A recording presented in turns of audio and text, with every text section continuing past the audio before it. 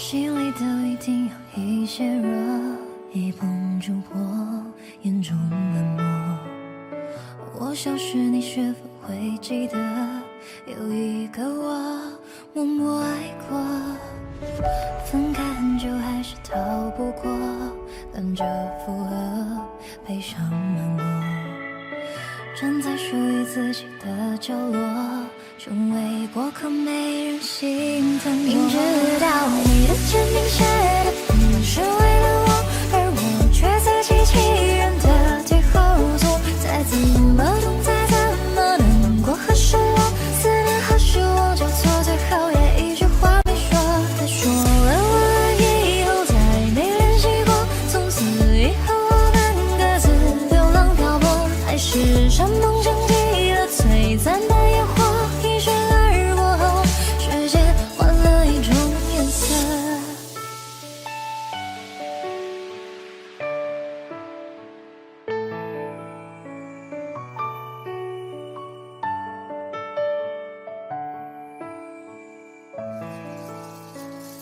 心里都一定有一些弱，一碰就破，眼中冷漠。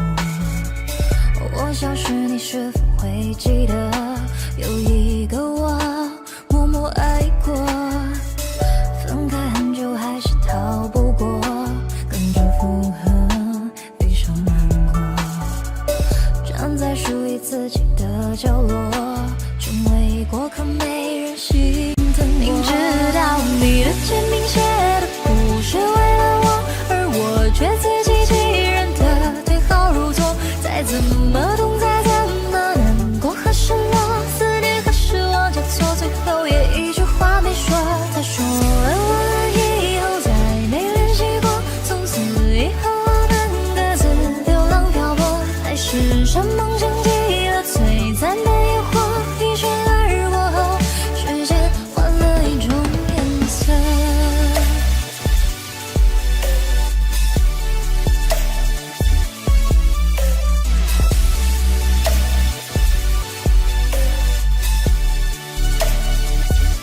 明知道你的签名写的不是为了我，而我却自欺欺人的对号入座。再怎么痛，再怎么难过和失落，思念和失望交错，最后也一句话没说。再说了晚安以后，再没联系过，从此以后我们各自流浪漂泊。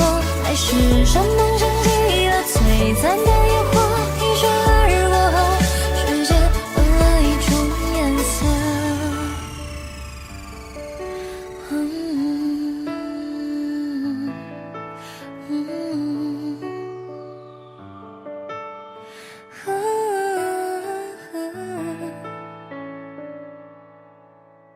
Audio Jungle.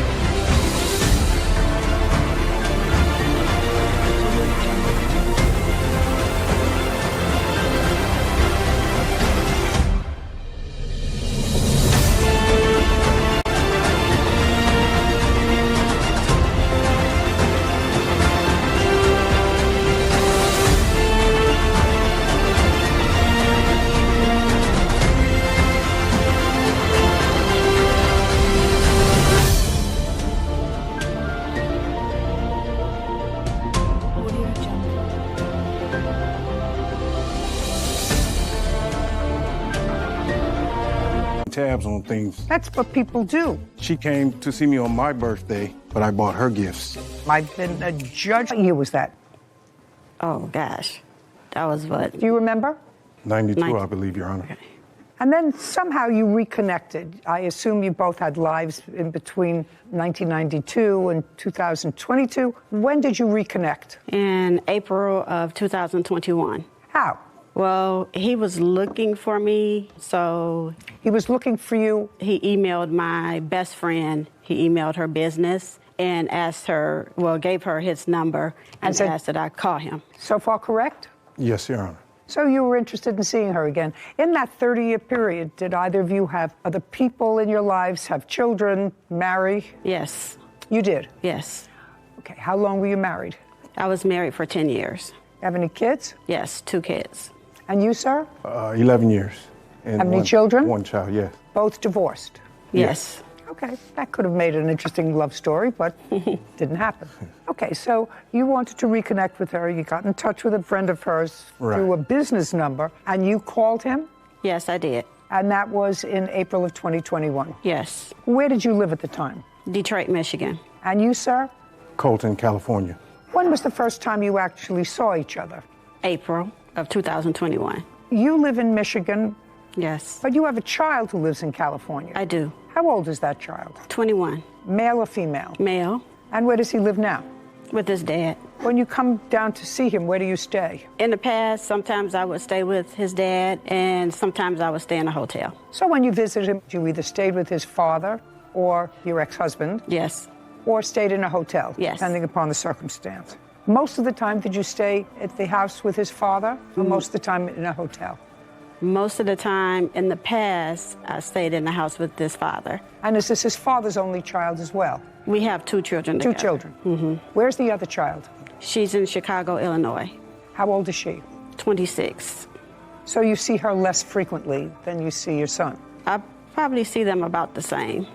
Do you go to visit her in Chicago? Yes. And you go to visit your son in California? Yes. Okay, so what I'm gathering happened is you saw each other for a while. You thought it was an exclusive relationship. You did not. At first, yes, I did, Your Honor. And then what happened? The last time I saw her was in Detroit. And when I returned from Detroit, the girl that I was seeing at the time had disappeared. You mean the girl that you were seeing prior to seeing her? Right, exactly. And I thought the relationship was over. She went deep into Mexico, and I hadn't heard from her. She had to go for some family business. And then she resurfaced once I came back. And once you came back from California on your last trip? Once I came back from Detroit. From Detroit? Spending time with her. To California. And so we started talking again, and I didn't get in contact with her. She was trying to contact me, and so you stopped answering her calls? No, not really. I called her, and I let her know that, you know, the girl resurfaced and that I didn't think it was going to be able to work out between me and her. And that's when the problem came along. The problems with regard to money? Yes. Okay. So this is what your lawsuit is about. So you broke up with her, and at that time, according to you, you had unpaid advances to him for an airline ticket and car repairs and some small amount of money for a new grandchild that he had, some baby items. So let's start with the plane ticket. When was the plane ticket? The plane ticket was purchased in May. It was to go and see him for his birthday. Okay. Was this the only time that there was an airfare issue? Who paid for the airfare? Because he would drive most of the time. He drove one time. I flew, and this was the only time that he said he would pay for the ticket. I paid the other time. Okay, well, tell me about his discussion with you of paying for this ticket. Sure. In May. So he wanted me to come for his birthday. When is your birthday? In June, Your Honor. And I told him that I was looking for tickets. He said, I want you to come for my birthday. Yes. No, tell me what he said. He said... Tell me what he said. No, don't look over there. Look over here. He said, I'm going to fly my boo thing out. Okay. And later, I looked for tickets, and he said, oh, I was going to give you $500. Okay. And you purchased the ticket, and that was in May of what year? That was in May of 2021.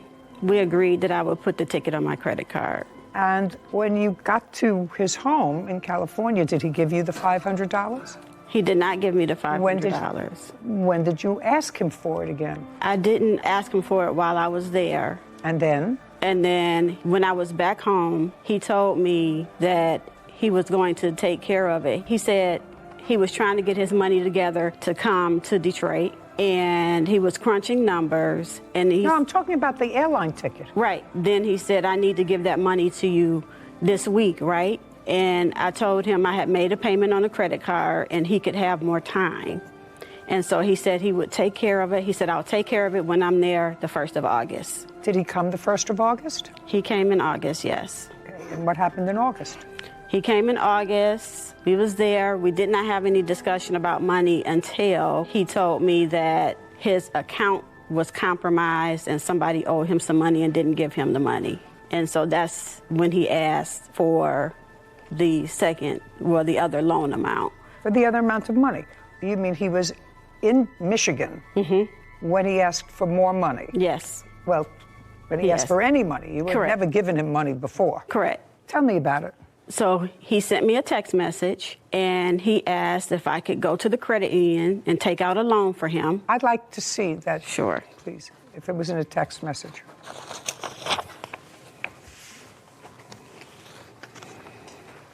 Thank you. Mr. Kelly, Yes, Your Honor. can you check with your credit union and see if you could get a personal loan for $1,000 and I can make payments on it because I don't even have my gas money to get out here? And she responds, I can loan you $1,000. Is that all you need? And you respond to her, well, the $500 I'm short would be perfect if you can. $1,500. $1,500, excuse me. $1,500. Yes, Your Honor. Well, what do you think that meant? Hey, baby, you think you can make that loan and even $2,000? No, I'm saying the money wasn't a problem until I dumped her. I don't care if it was a problem a lot. You said it was a loan. Exactly. Pay careful attention. If you want a dog that guarantees you practically a nice disposition, buy a She golden. was going to give me the money, but the reason the car was having the problems is because I drove it out there to see her. No, it's not what this says at all. Well, a couple days later. Shh. Sure. That's not what this says at all. It says I'm in a hole. Can you go and get money from the credit union? Can you get $1,000? And she was nice, and she said to you, is that all you need? And you said, well, as long as you're going, I could actually use $1,500. That would be perfect. Right. I didn't know that we were keeping tabs on things because I've spent money on her and never asked Oh, that's her for not, anything. it's not a question of spending money, sir. Spending money on her is chivalrous. She came to see me on my birthday, but I bought her gifts. And I took her to I went Mexico for 4 days. 7 years of college and law school. I took the bar exam. I've been a judge for over 40 years. You think I'm going to listen to you buying her a hamburger? That's not No, what this is it about, wasn't sir. a hamburger, Or a ma'am. present. That's what people do. You told me, sir, that you were in an exclusive relationship until your girlfriend from Mexico resurfaced. That's what you told me. So buying each other presents is not an issue. Did you Just tell like her? the plane tickets. I went to see her in college, and I didn't try to charge her for the plane ticket. She came to see me, and we never had that issue. Are you talking about when you were in college? No, I'm talking about the plane tickets. We never had an issue with me having to pay a plane ticket for her to come I know and see that. me. I know that, but she said this one was different. This one ticket, not all the others when you visited. This one ticket, you said you wanted her to come for your birthday, and you said you would pay for the ticket. She wanted to come, Your Honor. It No, wasn't I just she wanted. said you said to her, I want you to come for my birthday. I'll pay for the ticket. Because she had the time that she could go at any time that she wanted to. She was planning to come out here anyway because her son was here. Well, I understand you tell me that now. Did you ask her to come out for your birthday, is my question. Yes, probably so. Okay. How much was the airline ticket? $500. Show me.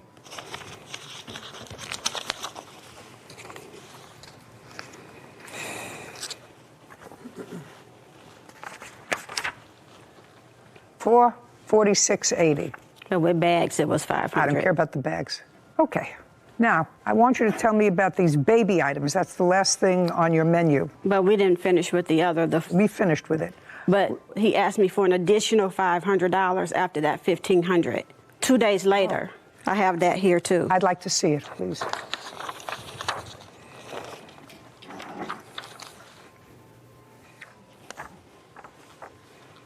On Friday, August 20th, said, hey, baby, I had a question. Do you think you can make that loan and even $2,000? Because I need to get a few things done on the car. And she says, yes, but I can't get to the bank today. I can hit the ATM on my way home. Okay, that's fine. Right. What was that? And there was never nothing said about a time limit or nothing until I got back. Hey, baby, you think you can make that loan and even $2,000? No, I'm saying the money wasn't a problem until I dumped her. I don't care if it was a problem a lot. You said it was a loan. Exactly. And when I told her I'd pay her back, she didn't hear from me, so then now we're here. I don't know what you're talking about. That's a lot of mumbo-jumbo gibberish. Okay, 244688. Now tell me about the baby items. So he asked me When? text message that was When? in July 8th, I'm sorry. So this was before you loaned him the other money? Yeah. Okay, so in July, He asked me, did I have Cash App? And I told him I did because I thought, and I gave him my Cash App handle because I thought he was trying to pay me the airline ticket. But he said, no, the problem was that he didn't have Cash App and he was trying to get his son's baby's mother some money and wanted to know if I could send it for him because I had Cash App. how much money did he need for his son's There were two girlfriend? occasions. One was $60 and one was $50. Do you recall that, Mr. Kelly? I don't recall her not getting the money for that. I didn't do it because he wasn't in the area where I can give it to him, and I didn't have Cash App, and she sent it on the Cash App, but I gave her the cash for that. And that was in July. Yes, while I was still there. He never gave me any cash. I don't think so either, because then you borrowed all this money the next month. He also asked for a Western Union. 2556. Just for my own curiosity, sir, are you still with the girlfriend who disappeared to Mexico? Yes. Yes, you live together? No. Okay, well, it wasn't the ending that perhaps you all envisioned, but you borrowed this money from her, sir, and you have to return it. 2556, judgment for the plaintiff. Thank you. This court is adjourned. Obviously, I'm happy. Well, technically, yeah, it was a loan, Judge saw through what he was trying to say. I don't know what he was trying to say. but I spent money on her, and I never kept tabs on it. Oh my gosh, he just asked me for a lot of money. I wasn't in love with her, and somebody else came back from the past. No, I just want my money, and I told him that. I just want my money. So I'm curious, Judge, the ratio of cases that you've seen of women loaning men money versus the other way around, men loaning women, their girlfriends, money. I think I would have to go with 80-20. I would agree. This woman has somebody who's reasonable. He, on the other hand, she was okay until his girlfriend from Mexico resurfaced, and he broke up with her. I think he probably was hurt all the years from college that she broke up with him, because he talks about it in his answer. But women really have to be smarter. Invested in yourself would be my best advice for women. Yeah, that's absolutely true. You invest in yourself. Case number 2045, Vervick versus Baez. All parties, please step forward. Howard Verbrick is suing his former customers, Angela and Jimmy Baez, for loss of income and the cost of a wolf dog. Mr. Verbrick, what do you do for a living? I'm an auto mechanic, Who do you live with? myself. When did you get into breeding and selling wolf dogs? Approximately 8 years ago, Why? I found the animals fascinating. Why would any normal person? This is your case. The defendants purchased one of your puppies several years ago. One, yes. And a couple of years later, according to you, they were looking for a second dog. Yes. Did they contact you Yes. by phone, Through messaging. which you have? Yes. Okay. And I will take a look at it at an appropriate time. That they were looking for, I think they were looking for a male, they had had a female, Correct. and you were prepared to accommodate that. Did you give them the price for the dog? Yes. What was that? At the time, it was $800. And after certain discussions with them, was that price ever modified? Yes, it was. To what? Angela thought that the $800 was a little expensive, and How much had they paid for the first dog? $500. Okay. The reasoning being, they helped me sell some. No, just years before, they had paid $500. You were asking $800 for this male. It was $800 back then also. Under the circumstances, if they helped me sell animals, then I would give them a deal. and Did cut they the do price. that for you the first time that Yes, they? ma'am. So the first time that they bought a puppy from you, they paid $500 and assisted you in finding owners for other puppies. Correct. Is that correct? Yes. Second time, you asked for $800. Yes, And then did you make the same deal with them? I did. How many puppies did you have? At the time, I had 6. Did they come over and see the puppies? No. Isn't that usual to come over and pick one, unless you only had one male? Sometimes. I've sold other people animals throughout the United States by pictures only and updated photographs. On what date did you go and pick up your puppy? He dropped the puppy off to us on, I think it was March 22nd. How far does he live from you? About 40 miles, 30 So you miles. could have easily gone to see the litter. Yes, correct. So you chose for him to drop the puppy off. Well, he kind of messaged us, and we had a phone conversation where he stated that he couldn't feed the puppies anymore. No, that's not what I'm asking you. I know you have a script that you want to tell me about because you have something in your head, but that's not what I asked you. What I asked you was you could have gone to look at the litter of puppies. Correct. And picked out which one you wanted. Correct. You chose to have him deliver it to you. Yes. That was my question. He delivered to you a male puppy. How old was the puppy you delivered to them? Approximately 9.5 weeks. I don't know if that's an appropriate time for wolf dog puppies, but 10 weeks is a reasonable time to separate puppies from the litter and their mother. I know that that's not what I went to law school for, but you require a certain amount of nonsense information over the course of a lifetime. Anyway, did they pay you for that dog? No. What was the arrangement? According to Angela, I got 3 different amounts. She was going to give me a $100 deposit and $100 a week, a $150 deposit, then $100 a week, and a $200 deposit and $100 a week. I got nothing. At what purchase price? She was thinking the $500 when I was asking the $800. That's not what I said. Did you ultimately make an arrangement with her for $500 if she helped you find other pet owners? Okay, let's be direct. So you agreed to make them the same deal with this dog as you made with the last. Correct. Which is, I'll give you if you help find other potential prospects for the other puppies. Correct. So purchase price was $500, and they did find you other people for the puppies. One, yes. Well, they found one. It wasn't specified. They found one. And did you place that puppy? Yes. This is what your lawsuit is about. You say that she didn't pay you any money, and the people who you placed the other dog with did not finish paying you. Correct. Well, they're not responsible for that person. They're not responsible for that person unless you gave them the dog in order to collect the money. Okay. Or did you drop the puppy off? I dropped the puppy off at their house. Then that's your problem. Okay. So then what we're dealing is the $500 that you claim they owe you for the dog. Oh, plus potential loss of income. Oh, no, yeah. Be ridiculous. Okay, $500. Let me hear your excuse. I think that the dog has been abused, and I have video proving. And? The male won't ever come around. Just a second. And? The male does not like males. What he'll do is he will cower at the sight of any male. He's very aggressive when he goes to take food from you. He was 10.5 weeks old. We've had him for 8 months now, and we still can't touch him. But you got him, and he was 9.5 weeks old. And he's still the same. You got him when he was 9.5 weeks old. So that's not a reason not to pay for him. You still have him. He needs proper care, and we don't feel like we should pay anything. No. Not with what we have to deal with the dog emotionally and everything else. Well, unfortunately, the law does not agree with you. You agreed to pay him $500 for a dog. You have the dog, and you have to pay him the $500 for the dog. That's it. It's an easy case. That was your contract. You didn't make a contract with him for a dog that had a nice disposition. Just pay careful attention. If you want a dog that guarantees you practically a nice disposition, buy a golden doodle, not a wolf. Buy a golden doodle. Gotcha. Buy a Shih Tzu. You want a big dog? What's another big dog? Golden Retriever. Buy a golden retriever. But if you people are odd enough to think that wolf dogs make good pets, not knowing, because I did a little investigation into wolf dogs, are wolf dogs good pets? Because I get my cases early, and I say, why would any normal person want to own with 219 breeds or more in this country, in the world of dogs?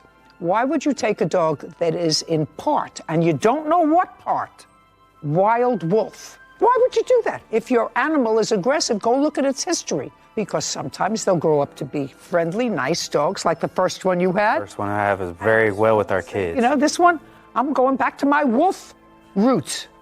Well, so it's judgment for the plaintiff in the amount of $500. Your counterclaim's dismissed. We're done. Thank you. This court is adjourned.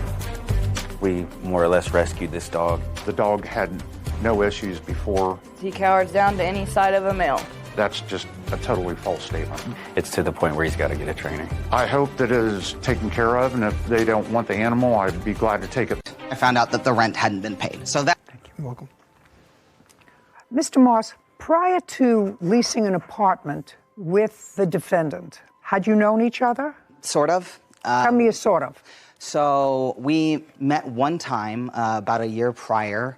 We have mutual friends, one of which had asked me to get ordained to marry her and her husband. So I flew in town to do that, and Nadine was there at their house when I flew in. We saw each other for a few minutes, and that's actually the only time we've ever met in person. And there came a time when you were looking for an apartment where? I was looking for an apartment in the Salt Lake area. And where had you been living? In Seattle. And where were you living, Miss Drury? In Salt Lake City. You were looking to move? Yes. So other than that one-time meeting when you were officiating at a mutual friend's wedding, you hadn't met before, but somebody suggested that you were looking for an apartment, you were looking for a new apartment, and perhaps you could rent an apartment together. Yes, that's fair statement? In fact. Yes, Your Honor. And in what month and year did that happen? It would have been in October of 2020 that this arrangement sort of came to be like, hey, maybe you should see if Nadine... Okay, but you did, in fact, sign a lease together. Who found the apartment? Nadine did. You did.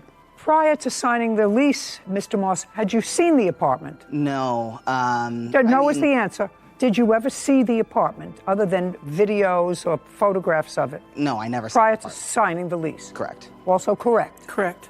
On what date was the lease signed? On the 7th of November of 2020. The rent on the apartment was how much? It was $585 a month each.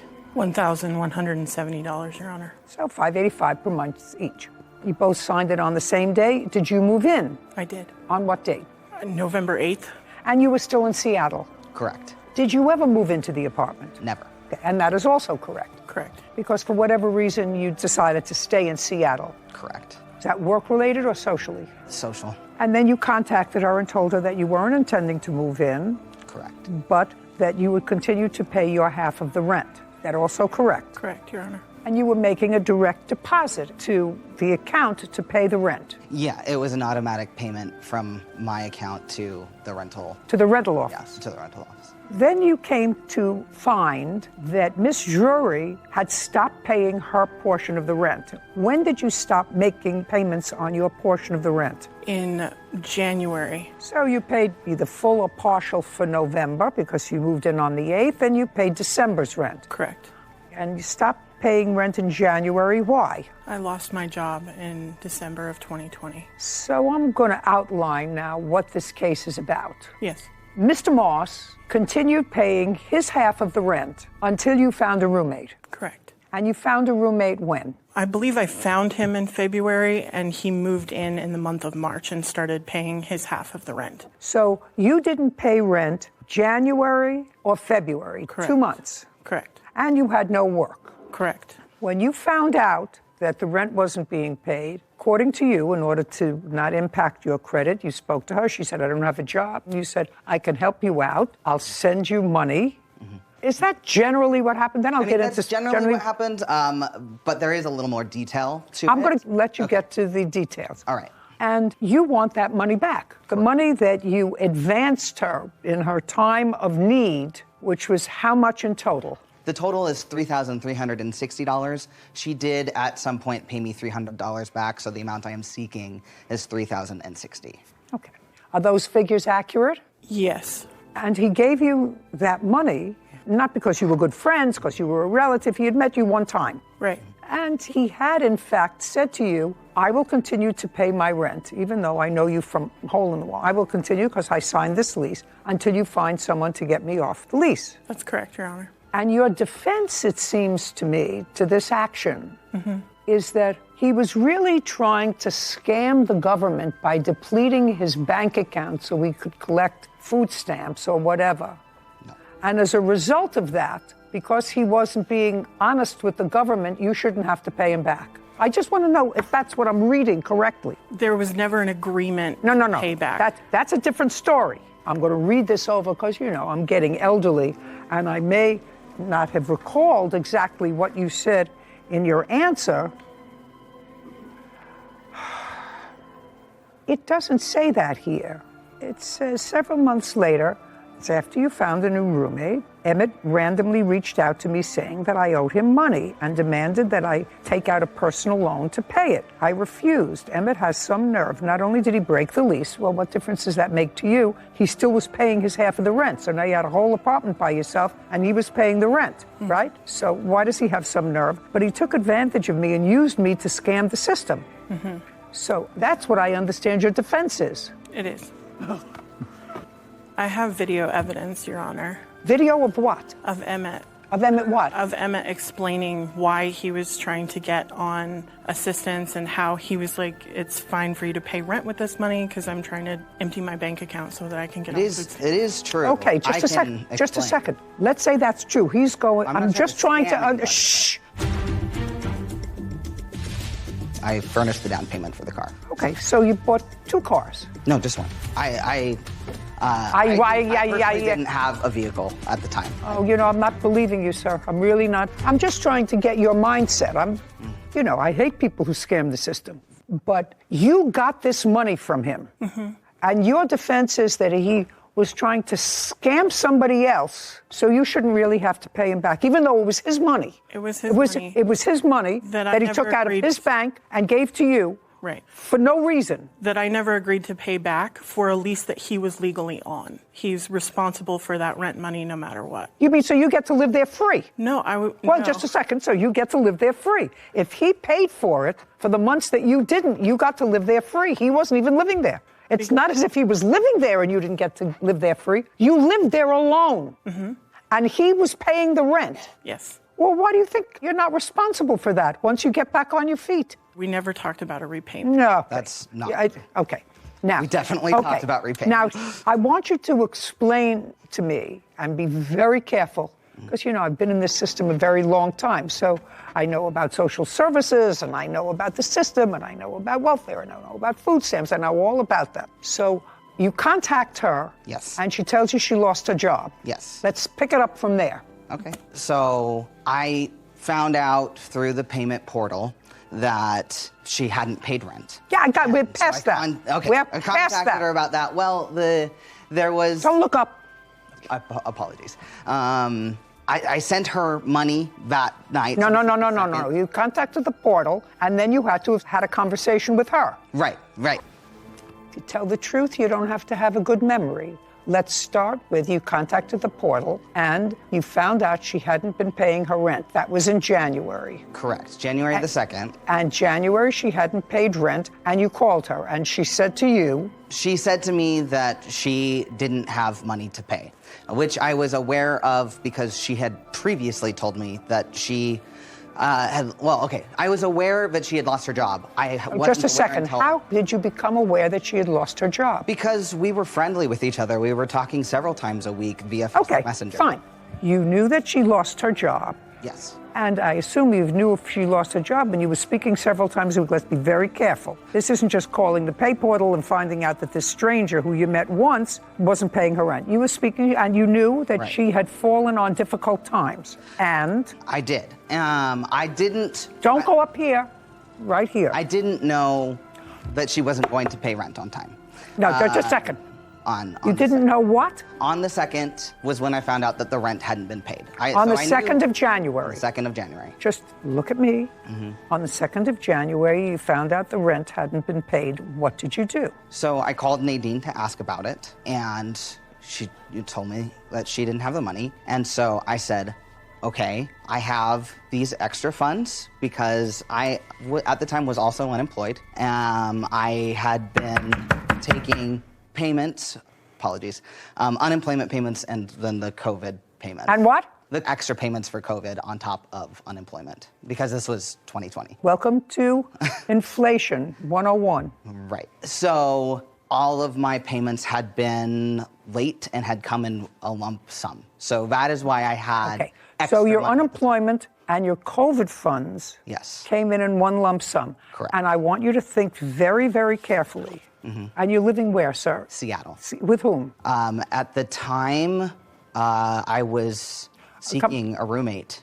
No. Where were you living? So I was living in Seattle. In Seattle with whom? No one. by yourself? Yes. Technically, someone was paying rent because they had moved out. You're looking up at the sky. Sorry. Don't look up at the sky.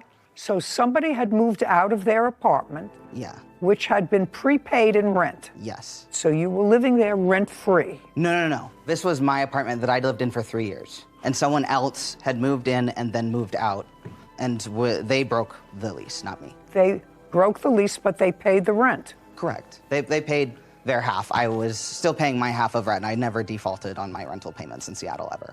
And they were still paying theirs? Yes, so we were both each paying our respective parts of the rent. And I was paying rent in Utah. And you were paying rent where the defendant was living. Mm-hmm. Okay.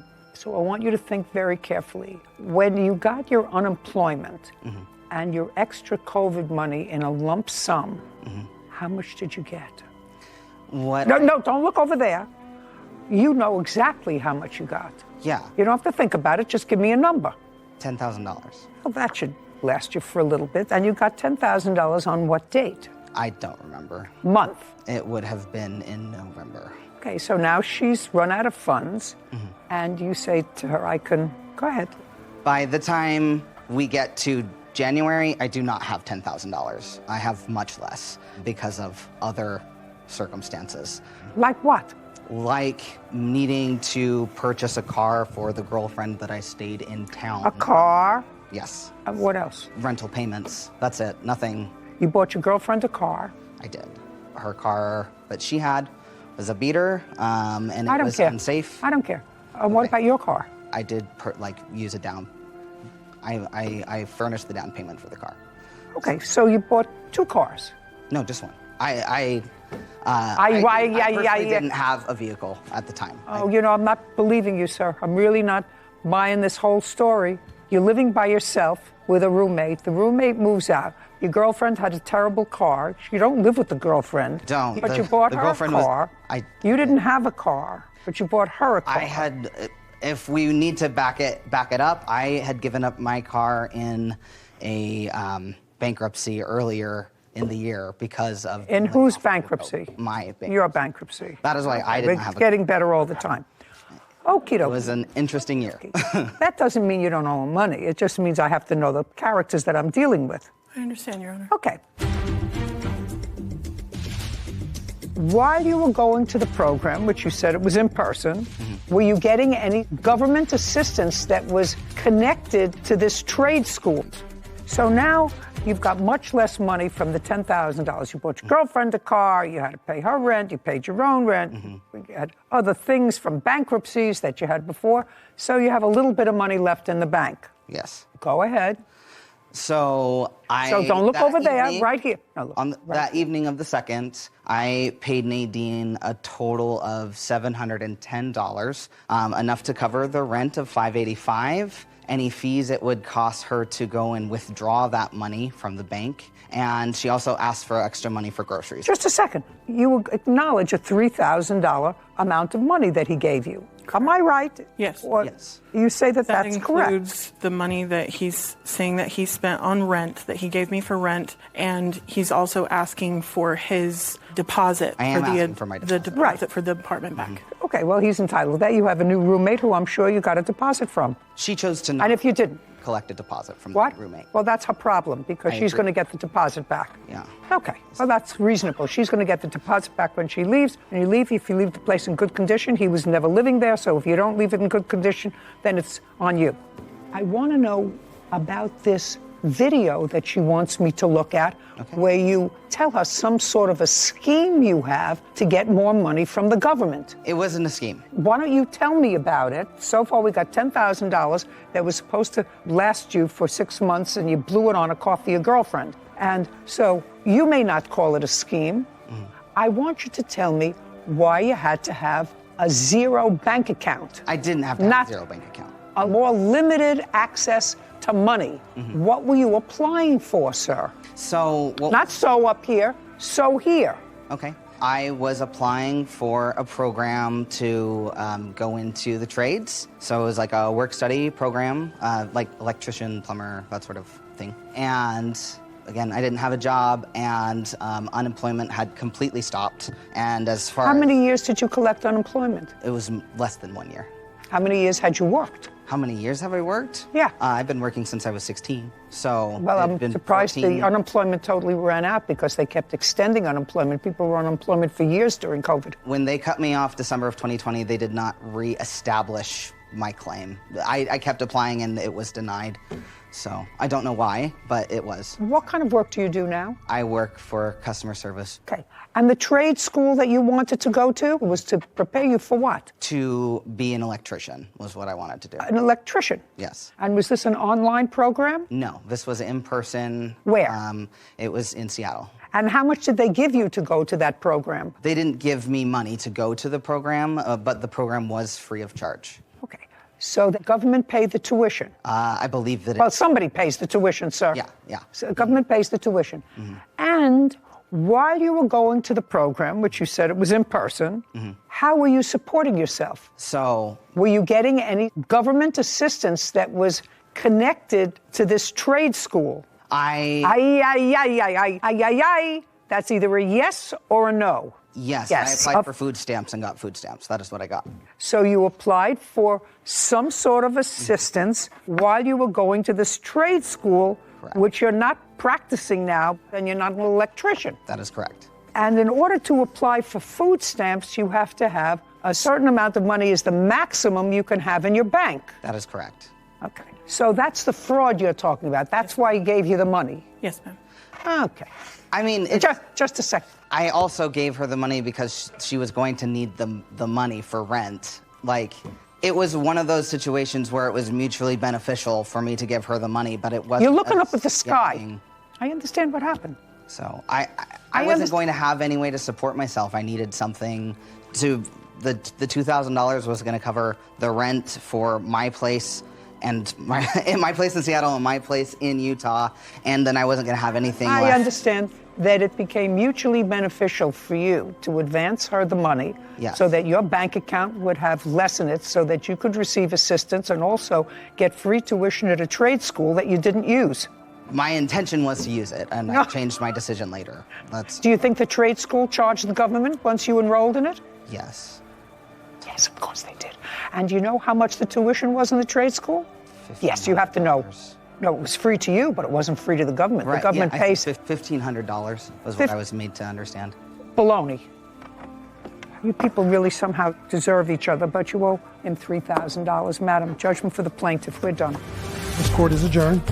I'm a little bit shocked to be made out as a government scammer. I mean, I lost my job and I wasn't able, and he bailed on the lease that he signed. Because that wasn't ever my intentions. I mean, I was alone. I had lost my job. I just didn't have any support.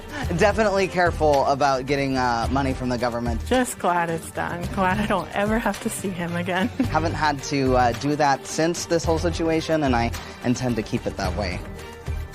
You know, it's so unfortunate because that plaintiff looked like an intelligent enough man, able-bodied, seemingly, and he spent a lot of time, effort, brain power into bankruptcy proceedings, trade schools that would be paid for by the government, applying for food stamps, knowing what the threshold for food stamps is so that he had to get rid of a certain amount of money. That seems like a lot of time and effort that could have been better spent. Like, you're messing up my business. I don't care. If I pulled up nobody is. You claim you sold them to the defendant. Yes. They were charged on a credit card. According to you, it was the defendant's credit card. You shipped the wigs. The defendant, according to you, received the wigs, then challenged the credit card charge, and the charge was reversed so that you did not get your money. And Ms. Taylor kept the wigs. It is Ms. Taylor's claim that you never sold her the wigs, that you sold the wigs to clients of hers, and if they didn't pay you, that's not her problem. Is that your defense? Yes, ma'am. Okay, yes, ma'am. Stop jumping up and down because it makes me seasick. Okay. Stand still. I can't. You can't. You want a stool to sit on? No. You sure? I just have anxiety. Okay. Ms. Diallo, how long had you been in the online wig business? 3 years now. And on what date did Miss Taylor contact you? October 1st of 2021. Had you ever dealt with her before? I haven't. A customer of mine actually referred her to me. You had not dealt with her before? Correct. And her first order was for what? A 34-inch deep wave wig unit. I don't know what that is. Tell me how much it cost you. $391. And how much did you charge Miss Taylor? $491.96. And you shipped it to her? No, I didn't. Where did you ship it? Right now, I didn't ship anything at the moment. Okay, so she ordered the first one for $491. Yes, and then after that, I shipped after. How many did she order all in total? In total, 5. Within what period of time? In the span of 4 days. Okay, and Miss Taylor, you do not deny the fact that 5 wigs were ordered in a conversation over the internet with the plaintiff. Is not an answer. Yes, ma'am. Do you have a copy of those orders? Yes, ma'am. I'd like to see them, please.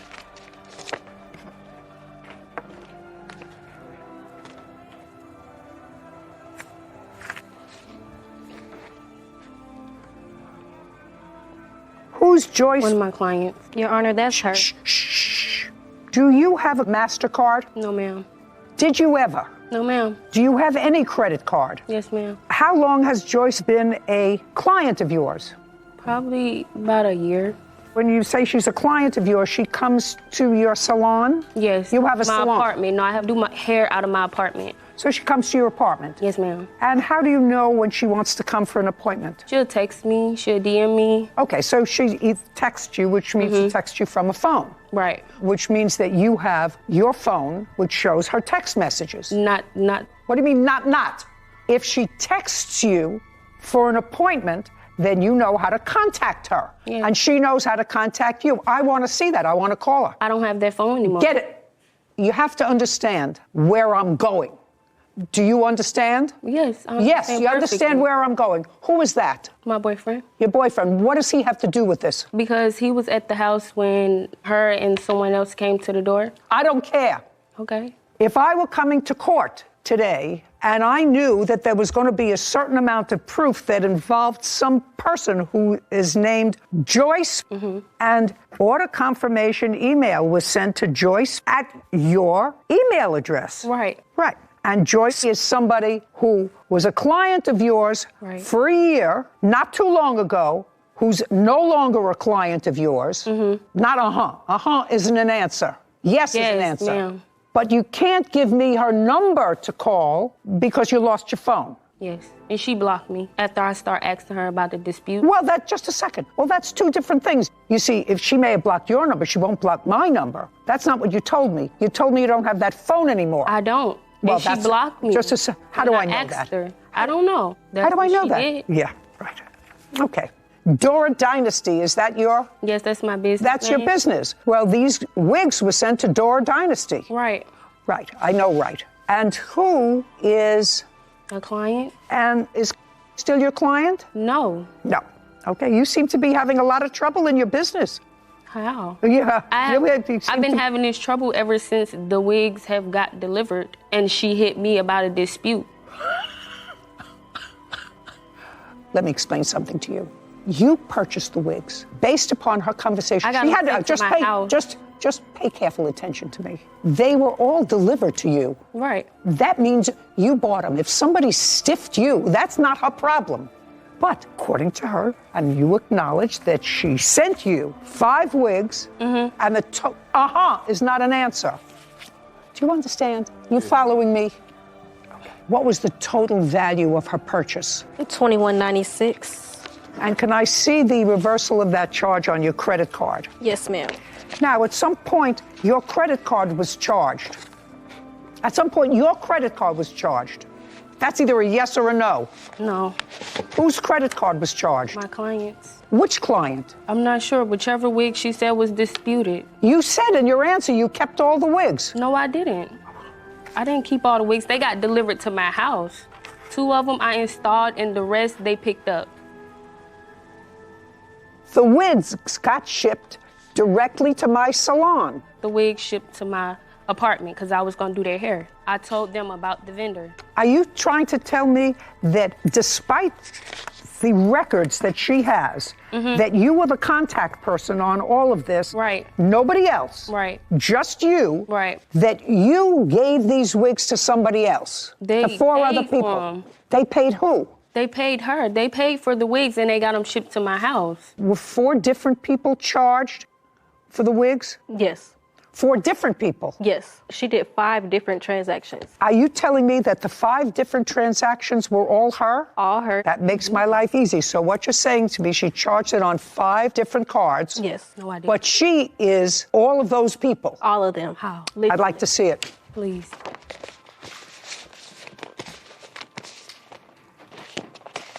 And Your Honor, she also admits it on Twitter. She doesn't actually know I have her Twitter account. And this is how she gets them. She orders, May I see it, please? See how you're smiling? Bad. She should have left you home. Man, please. Do you understand? She should have left you home. Business name. Business Twitter. I don't have a Twitter. Right. I have an Instagram, 2 of them. I have and a business page. That's what I have. I don't have a Twitter. Do you have my Instagram? I do. Don't talk to each other. Don't ask her any questions.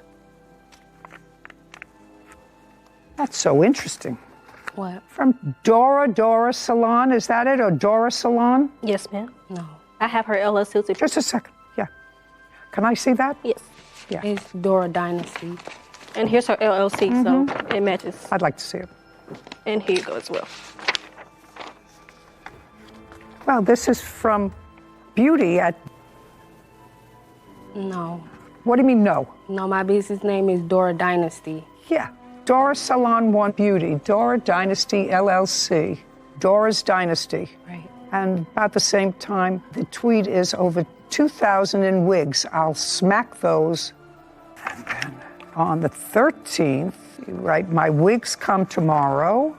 And then on October 11th, I'll be wrong if I dispute it once I get it. And then I don't know what are the... Because, what is, ma'am, just a sec, I'm reading something. It's not an answer. I didn't ask you anything. What does that mean, Sarah? It's just an emoji. Like, so what? I don't care. Oh, I'll be wrong if I dispute it once I get it. So what? But was so rude I can't even ask them questions, telling me I didn't read it. And then she writes, see how you're smiling? Bad. She should have left you home. Man, please. Do you understand? She should have left you home. Nah, they just ain't You communicating should have left right. you home. They ain't communicating right. I paid all this money for these wigs and these slow rolling. Wow. I assume that those people were the clients that you were talking about was slow rolling. Would that be a fair statement? I mean, I'm not familiar with all of this. And then you show me in these tweets, or whatever they call them, a picture that was put up by Boo. Is that a name? Yes. Now, what is that? That's her client actually contacting me and telling me that she's charged her for the wigs and that she was never a stylist to begin with.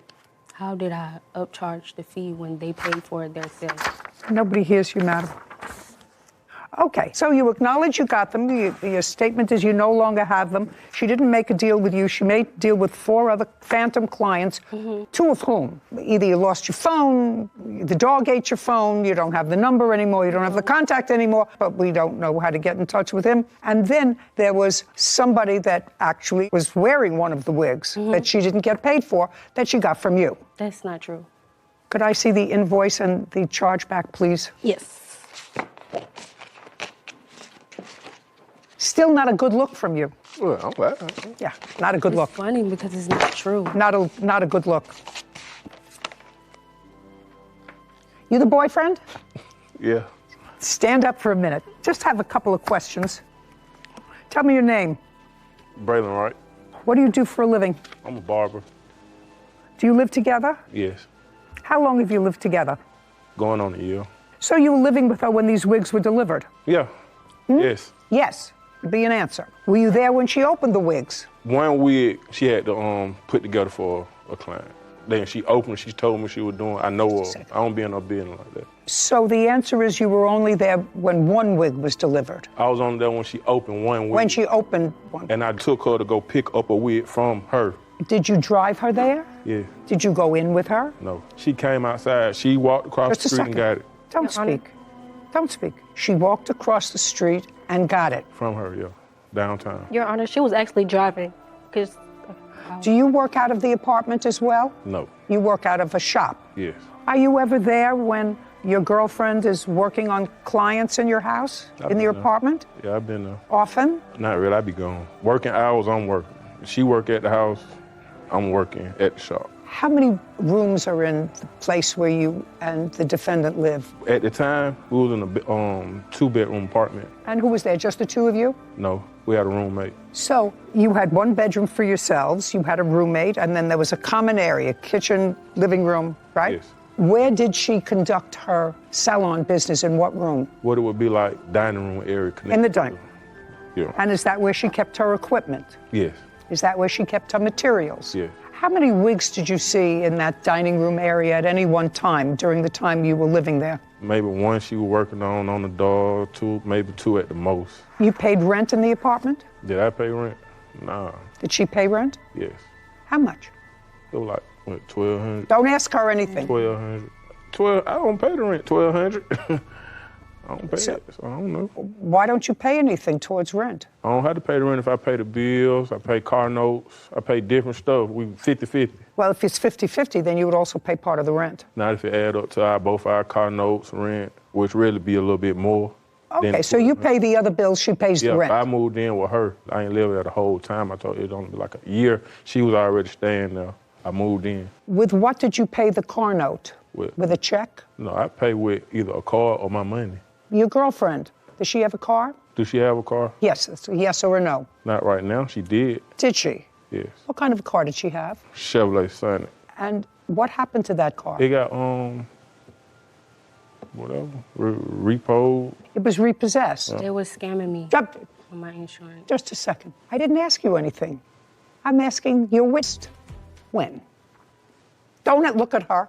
Give me a month, give me a year. Was it recent, in the last 3 months, 4 months? I can't give you a month. So it was repossessed because of non-payment of whatever the note was, because that's the only basis to repossess a car. Okay. Now, you say you're not living in that same apartment anymore. You were living in this two-bedroom apartment with a roommate. Mm-hmm. Uh-huh is not an answer. Yeah. Yes is an answer. And you're no longer living in that apartment. No. And what happened to that apartment? I moved. She moved with me. Okay. You moved when? November. November of 2021. Yes. Just about the time of all these disputes over wigs. Did your roommate remain in the apartment? Yes. Did you have a lease in that apartment? Yes. Was your lease over, or did you move out during the lease? It was over, and I renewed it for my roommate. Now, the lease was in your name. Mm-hmm. Uh-huh is not an answer. Yes is an ma'am. answer, and you renewed the lease even though you moved out. Yes, ma'am. Where are you living now? In Conyers. What kind of place? House. And I pay all the bills. And what does your girlfriend do? She works. What does she do? She does lashes. She does hair. She does nails. She's an entrepreneur. Does she have a website? Yes. Yes. What's the name of her website? You think? Yeah, I think. I don't be on her. I don't shop with her. Got it? Looking. Did you have a conversation with Miss Taylor about these 5 wigs? Did you have a conversation with her? Yes. Do you have a cell phone? Me? No. Did you ever have a cell phone? Yes. What happened to your cell phone? I broke it, so I went on another one. And you didn't get another one? It have to get sent to the house. I just broke it. Like, I just broke it. You just broke it? Yeah. So last you week. have a cell phone. Tell me how you broke the cell phone. I got real angry and I threw it. You got angry with somebody? Yes. And tell me how your girlfriend lost her cell phone. Oh, she gave it to me. And when did she lose her cell phone? She gave me that phone. I bought her another phone. She gave me that So phone. she gave you, around. just a second, so she gave you the phone that she had been using? Yes. Which had Joyce information on it. That was the phone she gave you. I guess so. I don't know Joyce. I don't know who Joyce is. Sit down. Ms. Taylor, you want to be in business, you have to pay for what you ordered. It's absolutely, I'm not speaking to you, it's absolutely outrageous that she sent you these wigs, they were delivered to your house, and she not only doesn't have the wig, she doesn't have not only her profit, she doesn't have any money. And you've got a lot of clients that you can't identify, and phones that got lost, and information that you don't have. And information that you don't have. That you don't have. clients that are no longer clients, that blocked you. I mean, people who block you after you work for them for a year, that means that you're either doing a lousy job. No, because the way she came at me, I actually chumped them off because I feel like you're messing up my business. So I chumped them off, and I guess she didn't want to reply, and she just blocked me. 2196, judgment for the plaintiff. Your Honor, I have other text messages. I was out of business for month and a half. I have to tell you something. I can't discern whether you lost business or not because of this. I cannot discern that. I can give you back the money that you lost as a result of shipping her 5 wigs and not getting compensated for it. And I also had court fees, and I ordered a PI as well. But just a second. More people that I will hear. For wigs. What were your court fees? I'm not the only person you suing. If I pulled up nobody and bought a wig, why wouldn't I? Nobody is listening to you. Okay, well, can I leave? No. Court fees. And I also have my incident report that day. Just a second. Would you please just give me the court fees? You said you had court fees and you hired an investigator. Yes, I did. And I'd like to see that invoice, because that's you're entitled to. I have the text messages with my PI.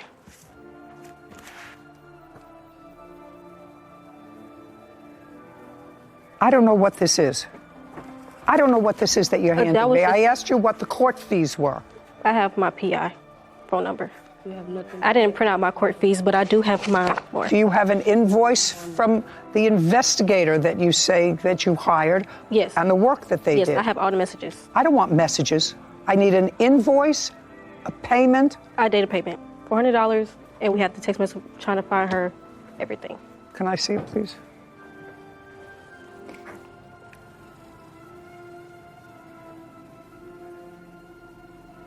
It was $250 for skip tracing and $150 for service. My sales went down. Just a second. Did this person serve her? Yes, they did. 2196, judgment for the plaintiff. That's it. We're done. This court is adjourned. I never did it. I just got it sent to my house. We went through everything. We had to go through birthdays. It's like saying, I know a friend that they know how to cut hair. Text messages, everything. And then you don't like your haircut. What, you want me to pay for your haircut? Like, girl.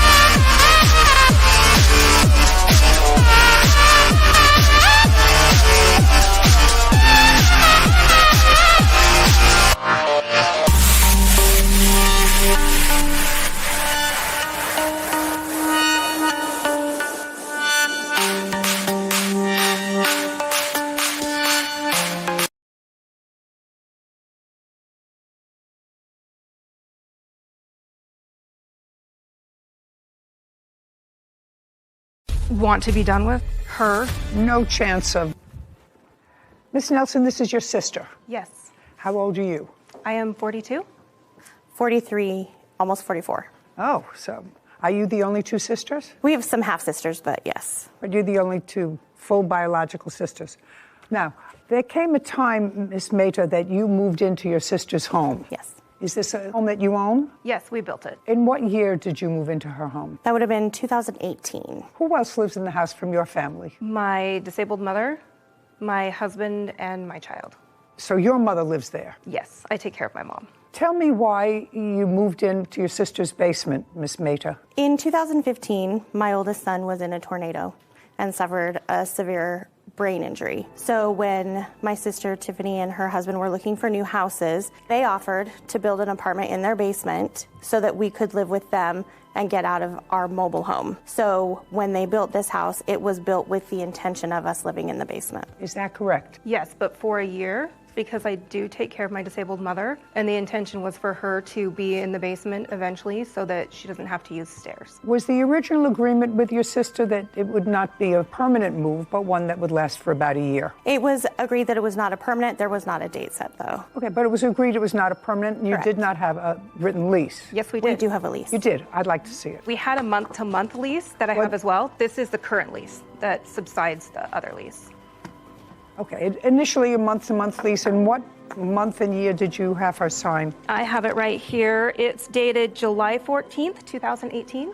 So this is a 6-month lease that ended January 31st. Correct. The rent was $800 a month? Yes.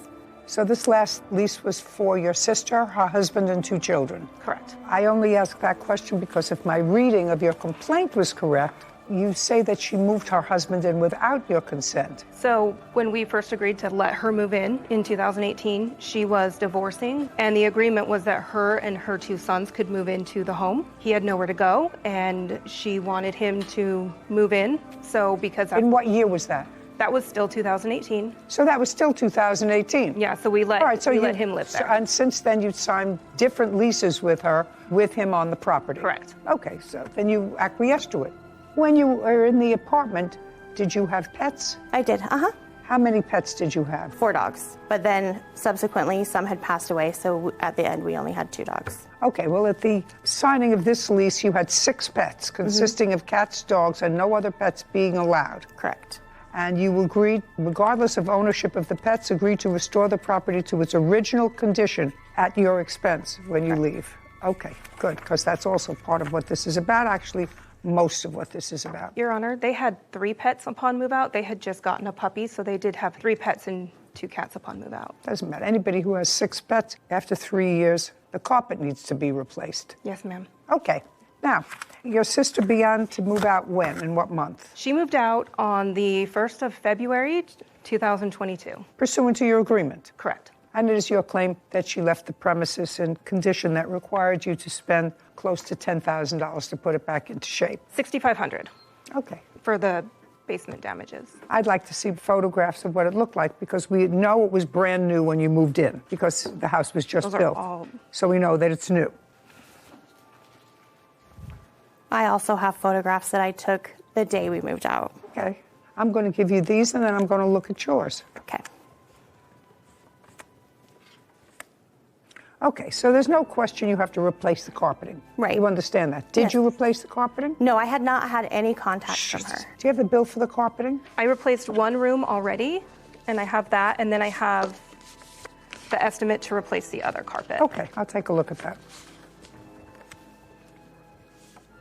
And that's the main thing that I see in the apartment that has to be done from these photographs. Okay, did you leave a lot of food in the refrigerator and all kinds of stuff in the refrigerator? No, so what happened was the refrigerator... Just the answer is either yes or no. Did you leave a whole lot of stuff in the refrigerator? No. Anything in the freezer? No, there was no fridge or freezer. And cabinets? Did you leave anything in the cabinet? I'm just looking because there's a picture here of a whole bunch of food. Right. I hadn't finished moving out. My question, but yes, there was my there. question is, you were supposed to be out by February 1st. On February 1st, was there food in the house? Yes. Okay, and it should have been moved. Whether you moved out yet or not, you were supposed to be out by February 1st. Okay, I'd like to see those.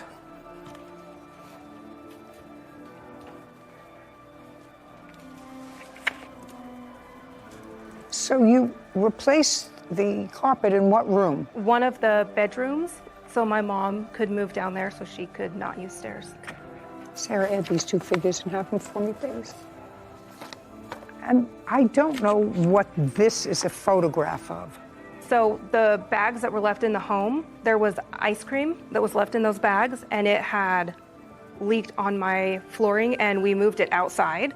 And that is the rotted food from the bags. Okay, do you know how that happened? I don't. I haven't seen that. Okay. May I see photographs, please, that you took on the day you moved out? Yes. I have that total, Judge. $4,129. $4,121? 29. 29. And 21 cents. Thank you.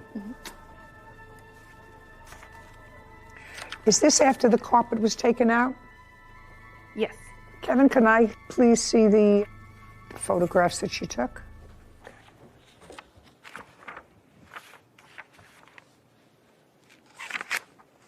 Actually, they're pretty much the same. Not terrible. A lot of it is ordinary wear and tear, except for the carpet. So that's $4,129. The only other thing that I'm questioning is that I saw these rocks. And I want somebody to explain these rocks to me. So because of the water level, if you go out the downstairs patio, there's rocks there to prevent the yard from sliding. Getting wet. So some of the rocks were moved. They're supposed to all go in a line, and they go down and over. So we have to pay a landscaper to come out and basically redo that. Well, how did that happen? Do you know? They're pretty heavy rocks, so... I don't know. Do you know? Did you move the rocks? No, you would need like a skid loader to move those rocks. There's no physical way to move those. Where do you live? With one person. I live in far west Utah, farm country. Looks like there's water comes down through here. Yes, we live across the street from a pond as well. Well, you don't know how that happens. Now, you have, in addition to your claim, which is for damage, you feel it's necessary to go into these allegations of harassment by your sister? I honestly just want to be done with her and not get threatening text messages and stuff on social media. No chance of a reconciliation. You Not lived on my together end. for a while. I've blocked her from For a long time. Yeah. Miss Mehta, your sister was there at a time when you needed her. Yes. You think that there's any potential for the two of you to sort of restore some kind of working relationship? They're the only two? No. This No. is the funeral of our relationship. All right, not my job. That's a job for another professional. Okay, you have a counterclaim. Yes. And your counterclaim, just as she's not going into the harassment, I'm not going into anything that involves the harassment. It is your claim that you left certain furniture behind. Well, why wasn't your furniture out on the 1st? Your lease expired at the end of the month in January. It did. And I did let them know that I was not done. Well, that's not a reason. That's not a reason to break your contract. Only two people can break a contract, Miss Mehta. The two people are the same two people that signed it. You signed a contract that said you would be out on a certain date. You weren't out on a certain date. The fact that you notified her that you're changing the terms of the contract unless she agreed to it, then you should have had your stuff out by the 31st. Why didn't you? Because she had made it very difficult during my moving process. There was a lot of, like I said, harassment and stuff that happened during that moving process. She called the police on the people that were helping me. She made it very difficult to get it done. There was no way that I could get it done on that day. Let's get back to call the police. And later today, After Mr. Martinez got into the picture, he was going to pay me not to talk to Sherry any longer. So you had a discussion with him that all of her bills he was going to take care of? Many discussions, yes, Your Honor. Okay. And? I never got a dime. Okay. And your sister have any negative history? They do. Okay. Well, if they have any negative history, why would you have her come into the house? Because she doesn't have any access to Tiffany at that point. There was no reason for them to talk. They wouldn't be even associating. You know, if I knew that there were issues between my landlord and a particular person, especially if my landlord was my sister who let me move into her house, just from a question of using my brain, I wouldn't bring somebody that had been on the outs with them. If they didn't like them, that's one thing. You know, I'm really not crazy about your friend Brittany. That's one thing. But if you knew that there was an active, aggressive feeling against one or the other, should have had somebody else move. So why didn't you get your stuff out? Well, so I didn't think that it was as serious as that. They are related.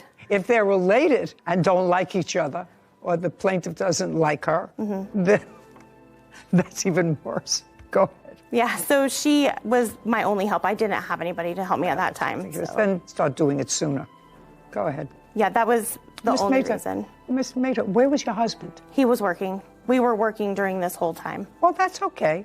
I've moved and worked. I used to move every time I needed a paint job. I would pack up and move, and I constantly worked. I've worked for 58 years. So that's not a reason. You pack in the evening. You go down after work, you get newspaper from the grocery store, and you get old cartons, and you wrap up the dishes and the cartons, and you manage to get out when you're supposed to get out. And she's not the only one who can help you. Maybe your husband has friends. If he doesn't have friends, I don't know why not. In any event, that was not a smart thing for you to bring your witness. furniture. What furniture did you leave? I left patio set on the patio. It was all outside furniture. Patio set. Mm-hmm. Just a second. A lawnmower. Okay. Outside bench that had storage and stuff. Yeah. Fire pit and lawn chairs. Okay. And when did you buy the lawn chairs? It would have been 2018. Okay. And how much did you pay for each one?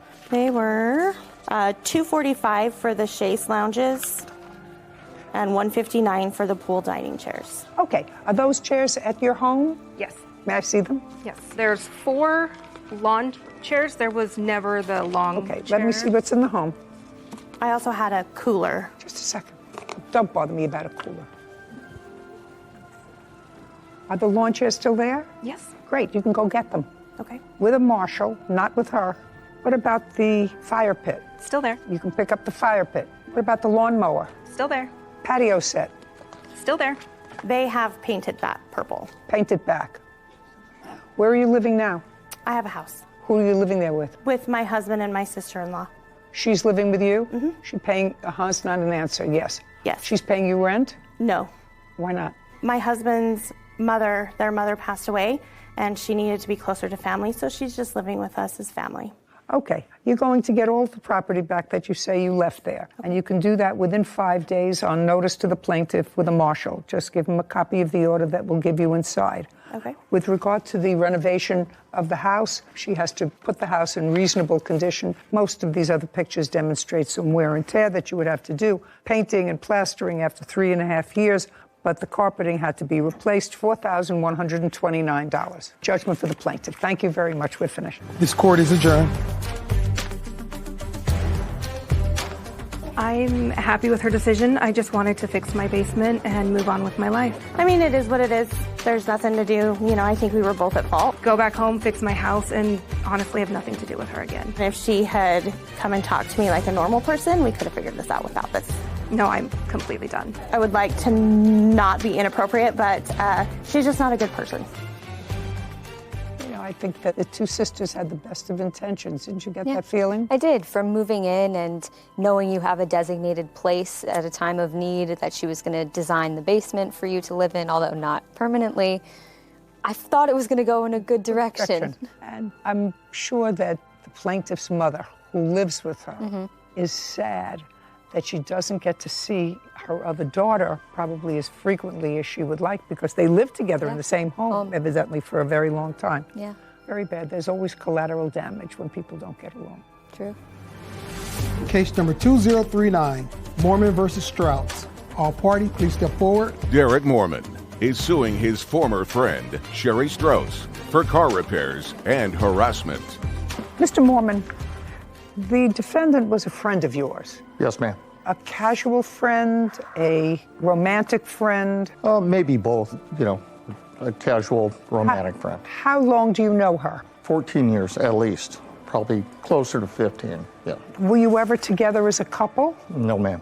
And it is your claim that because she was in financial trouble, you extended a loan to her to fix her car. Yes, ma'am. That's what this case is about. You also say she harassed you, but most of this case is about the loans to fix her car. Ms. Strauss says that you did, in fact, work on her car, but you caused more damage to it than it originally had. And she is counterclaiming for car repairs that she has to make because of work that you did on the car. Who is this person? My fiance. Okay, he's not a mechanic. No. And who is the woman? She is the property manager of the motel that I'm living in. So you don't have a mechanic to testify today to anything? No, I do have... The answer is no. No, but I do have an estimate. I don't care about an estimate. Okay, so I would like you to tell me, Ms. Strauss, when did you start to have trouble with your car? March 2nd of 2022. And where were you living at the time? I had just moved into the motel. Had you been spending any time with Mr. Mormon? Previous to that, no. Previous to March of 2022? That's correct. Okay. After March of 2022, did you spend any time with Mr. Mormon? I did, yes. Did you stay at his home? I went there occasionally, yes. No, but I'm asking, did you stay over at his home? Yes. Okay. And when you started to have trouble with the car in March, when you hadn't been staying at Mr. Mormon's house, did you call him and let him know you were having trouble with your car? I did as a friend, yes. And what did you say to him, and what did he say to you? I just told him I dropped my son off at his taekwondo, and we were trying to leave, and my car was not working. And what did he say to you? That he will come and help me. And help you? Yeah. That was on March 2nd? That was on March 2nd, yes. And did he come to the motel where you were staying? No, he did not. Well, how did he come and help you with the car? Because my car was at my son's taekwondo, so he went there. He came to where you were. And did he take your car someplace? Not on that day, no. What did he do on that day? On that day, he took me and my son home. So that was March 2nd. Keep going. March 2nd, March 3rd. And then on March 3rd, we ended up having my car taken over to O'Reilly's. Well, we got a battery. How much was it? It was $167. Who paid for it? I did. So then you were driving it again? It's not, Yes, correct. Okay. And when was the next time there was difficulty with the car? Then the next time was March 7th. It died again. So on March 7th, the car died again? And what did you do? Then on March 7th, I called him and told him that something's wrong with my car again. Now it's not starting again. Okay. And tell me why you called him. Because as a good friend, like I said, we've been friends for 15 years. As it is, I don't ask anybody for help.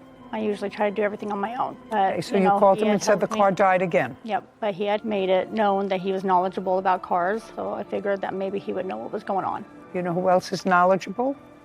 Mechanics.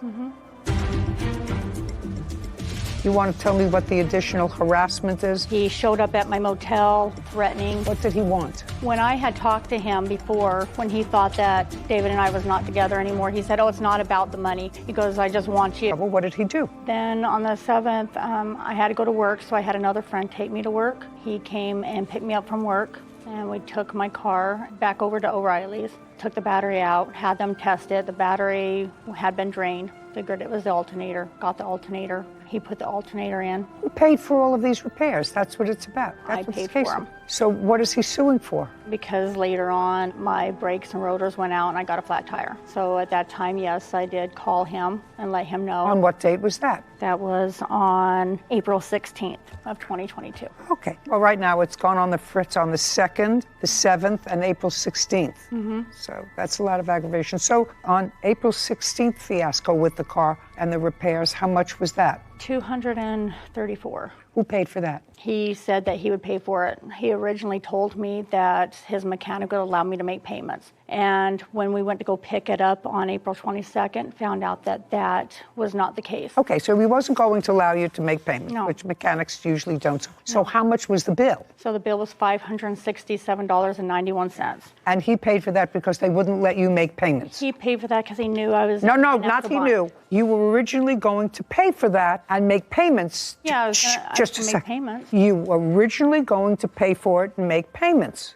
You found out that you couldn't make payments, so he said, fine, I will make the full payment to the mechanic. Yeah. But it was always your intention to pay for the repairs of the car, only you wanted to pay for it in a slower fashion. Right, I was going to make the payments to the mechanic, yes. Right, okay. Yeah. What I want to know is, did you pay him back any of the $567? I gave him $300 to help him with rent, but Just a second. Tell me when you gave him $300 for rent. I gave him the $300 on April 29th. That was after you picked up the car.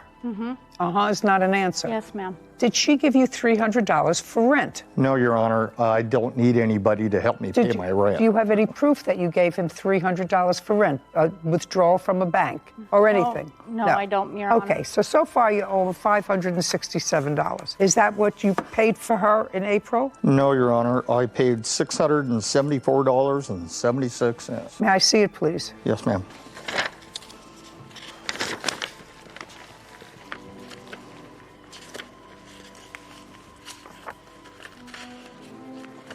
Yeah, April 18th. $674. Would you show this to Ms. Strauss? Okay. Mr. Mormon? Yes, Your Honor. There subsequently came a time, which I think probably was a more social issue than anything else, when the defendant advised... I have a different one that shows May I the receipt right there. May I that see shows it? The $567.91.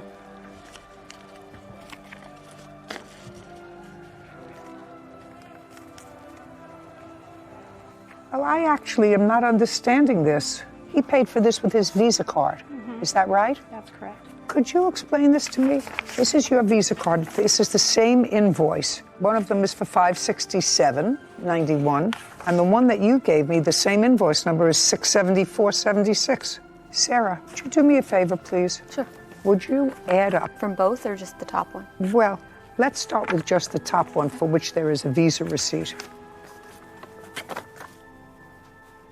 So I gather that all this became problematic when you started to see a serious boyfriend. Is that right? That's correct. Now, after March, you said you stayed occasionally at Mr. Mormon's. When you stayed at Mr. Mormon's, was that more of a social? I mean, was it a more intimate relationship than just social friends? This was after March, after you were in the motel. We're kind of like friends with, benefits in a way, so Okay. yeah. All right, and then you found someone new, and according to him, you advised him that you had somebody new, and now he wants the money for the car, which you were going to pay anyway. You were going to Originally, pay I it. figured it was a friend helping a friend. I didn't No, think of it it as a wasn't. loan. No. It wasn't. Even you say, Ms. Strauss, it was your intention to pay this bill for your car as you would pay the other bills for your car. However, when you got there, you found you couldn't make time payments. So he said, well, you need a car. I'll lay it out up front. But it was always your intention to pay for your own car.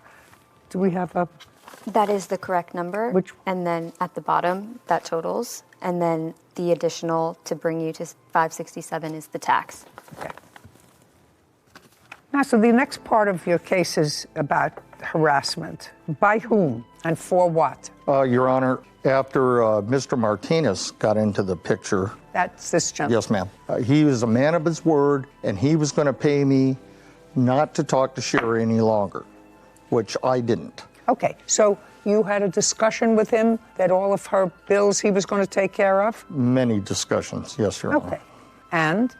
I never got a dime. Okay, well, what is the harassment? Text messages, my witness here, Ms. Montoya. No, just a second. Okay. Text messages what? Just saying, hey, leave her alone, which is fine. Okay, that's all right. That's not harassment. Yeah, I don't have a problem with that. Okay, fine. But it was, hey, I'm going to pay you. I'm a man of my word. Okay, well, that you're not Where's my suing him, money? so who cares about that? Yeah. She owes you $567. That's what you put on your visa. Now, let's get to your money owed for car repairs and harassment. Okay. Now, you don't have a mechanic here, so what your claim is that whatever he did to the car, he didn't do well, so you had to take the car, or you're going to have to take the car to another mechanic. I don't care. You would plan to fix this car yourself. The problem was with payments. If you had to make additional repairs to the car, that's not his problem. Okay, now you want to tell me what the additional harassment is? Well, that's why I have my two witnesses here. He spent a lot of time calling me names. He's called my fiance names. He showed up at my motel threatening and stuff like that. So What did he want? he wanted his money, but at one point in time- Now he's got it. I don't need to speak to you. No, but I told her I would do it. I don't think she believed me. Her behavior changed. She can be very nice, but there's a whole nother side that is actually very scary. We were afraid of her. Yes, he is. And you're 19? Yes, I am. According to what I read in your complaint, your parents divorced when you were 10. Yes. And your father was your primary custodian. You lived with him. Yes, I did. Did you graduate from high school? Yes, I did. When you were 10, 11, 12, 13, 14, 15, and 16, did you live with your father?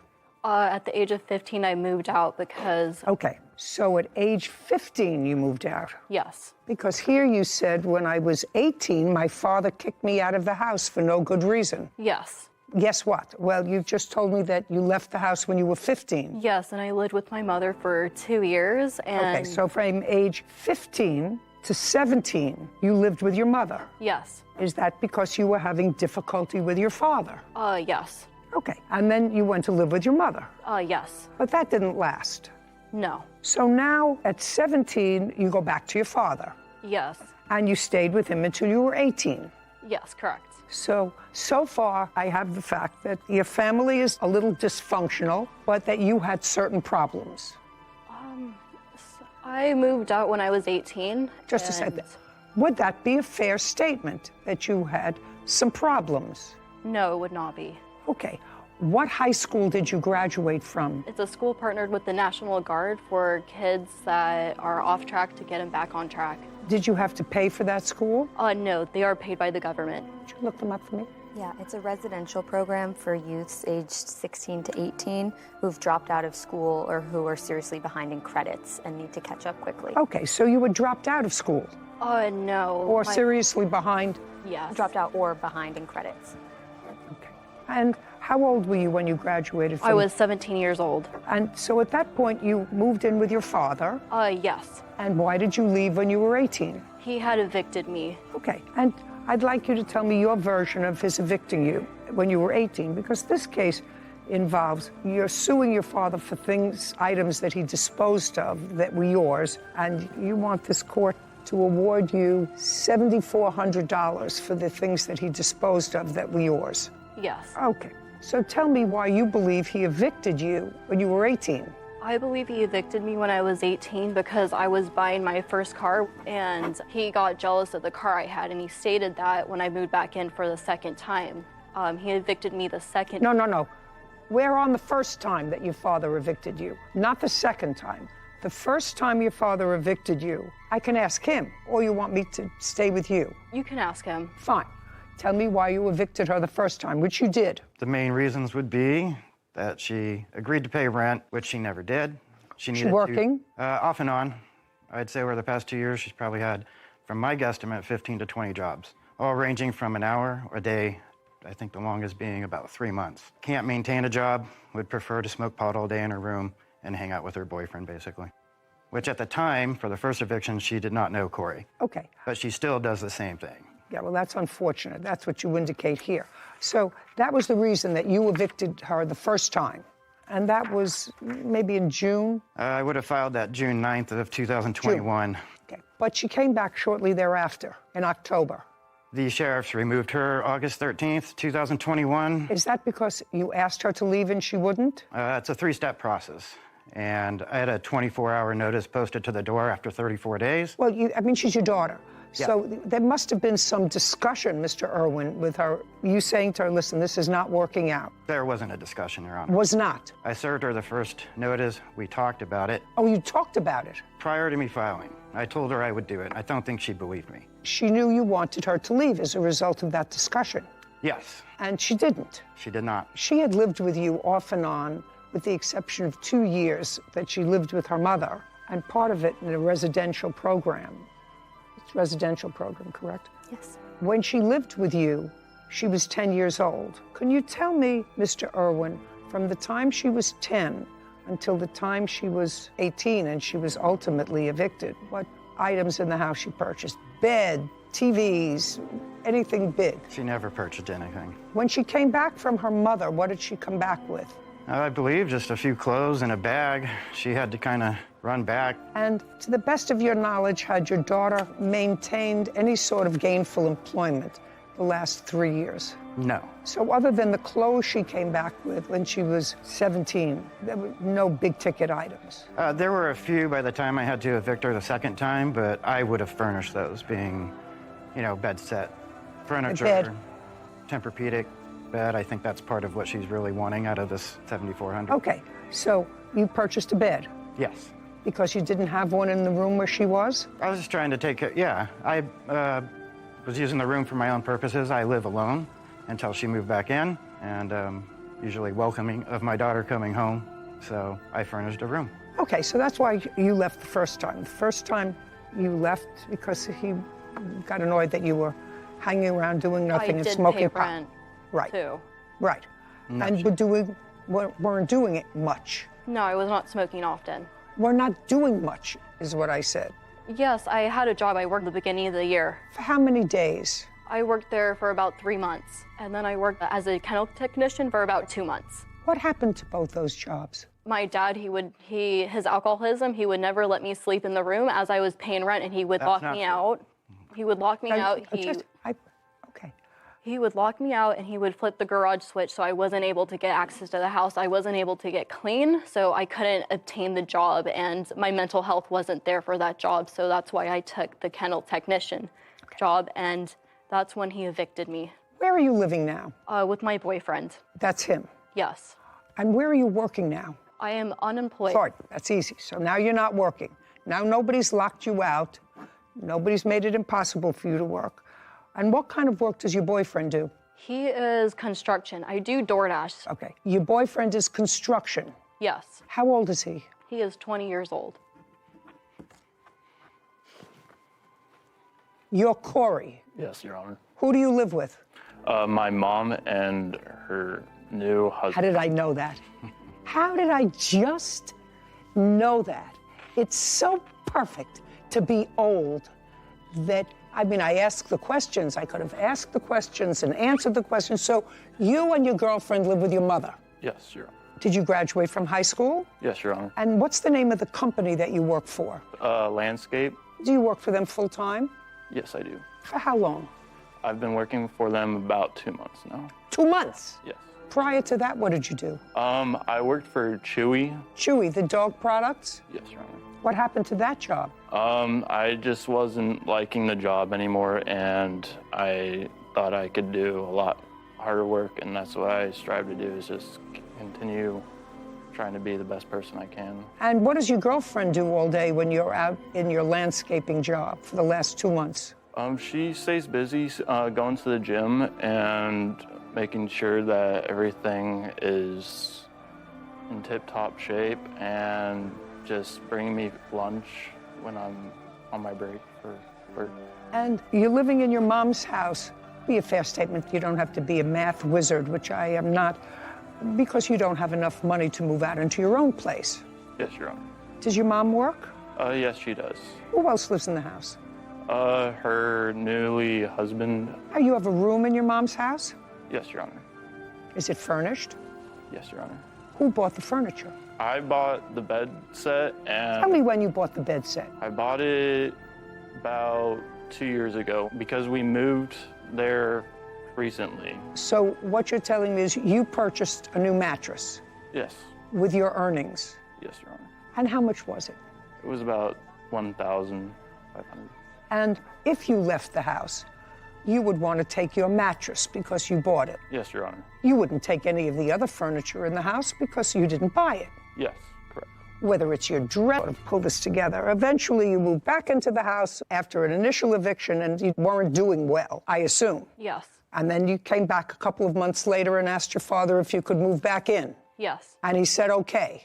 Yes. And that didn't work out. He was unhappy with the arrangement. I was paying rent before. He was kicking me out, so I decided not to pay rent. Whatever the reason, he wasn't happy with it. You were gone for a couple of months. He evicted me, yes. Yes. Well, he evicted you for a reason, Miss Irwin. You have to stop being a baby. He evicted you for a reason. He took you back because you went there. You said, I have no place to go. I assume, without going into specifics, because you look a little frightened, and I don't have to get that crazed with you because it sounds like a very sad situation. He said, it's not working out again.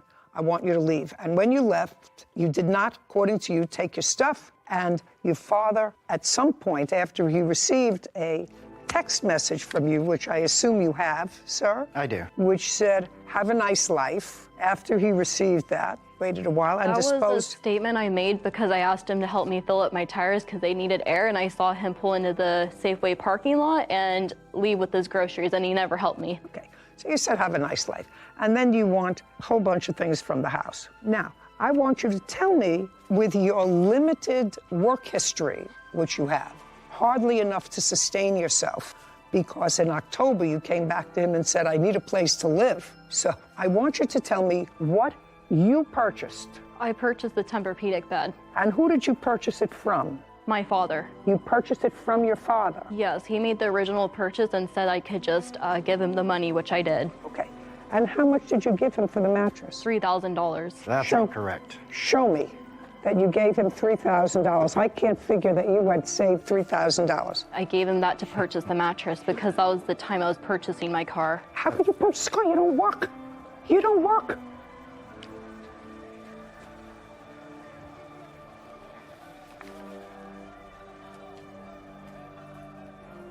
The first This one was doesn't tell me anything. Transaction that This he doesn't would tell, withdraw. this doesn't tell me anything. You want to tell me that tells me nothing. You want to give that to her. I would have to find credible, Miss Irwin, that you had managed to save from your job that you had for 3 months while you claimed you were paying your father rent $3,000. It was the leftover money from me purchasing my car. Oh, I don't believe that. For 1 second. Okay, you want to tell me about the mattress, sir? Okay, simply put, I got one for myself when she wasn't living with me, and the mattress I furnished her with, it was a floor model. He gave me a good deal on it. I think it retails about $3,500. I got it for $2,300. My daughter and I did have an agreement that she could purchase the mattress for $1,800. However, as you may have figured out, that did not occur. And this was after she moved back in October, or when she was... Yep, yes it was. After she moved back in October? Yes, Your Honor. Okay. Mattress is staying where it is. Okay. Now let's go to dresser, nightstand, and TV. So you acknowledge that none of those things you purchased, bed, dresser, nightstand, and TV. No, I did not purchase them. Okay. Now that's your father's. He threw out my clothes, shoes, and jewelry. Now, you were evicted. Yes. Was it an actual eviction? Did marshals come to the house? No. I got served the eviction notice on June 30th. He illegally locked me out. No. Just June 30th. Yes. So on June 30th, you were given an eviction notice that said that you had to be out on what date? In 30 days. Okay. So far, is that correct, Mr. Irwin? It's fairly correct. I do have the 30-day no-cause notice to quit that she was served. Okay. And on what date did you leave? On July 1st, because he had thrown a camera. Just a second. Boyfriend. You left on July 1st? Yes. Tell me how you left. I packed a small bag and I had left. You packed a small bag that contained what? A few of my clothes and whatever I could grab for a few nights. And where did you go? To my boyfriend's house. So you went to Corey's house? Yes. Do you have a laptop? I do not. Do you have a phone? Yes, I do. Did you take the phone? Yes, I did. You took some clothes with you, and you knew that you had an eviction notice, correct? Yes. Tell me what jewelry you allege your father threw out. He threw out my necklace my boyfriend had bought me. He threw out... Which boyfriend? This boyfriend, Corey. Tell me about the necklace. He had purchased it for my birthday. Okay. Stand up, Corey. Tell me about the necklace you purchased. I had purchased it from K Jewelers. I had purchased it for about $250. Okay. When? On her birthday, just a little before. When's her birthday? February 20th. Did she wear the necklace? Yes. Every day? No, just on occasions, whenever we'd go out and do stuff and all that. When she came to your house with her bag, did you ever see the necklace again? No, I did not, Your Honor. Do you know where this necklace is? I do not. Did you throw away a necklace? I guess anything's possible because when she left and sent me the "Have a nice rest of your life" text, it looked like a hoarder's room, so I guess anything could have been in there. Who cleaned it up? I did. Didn't see a necklace? Didn't see a necklace. Okay.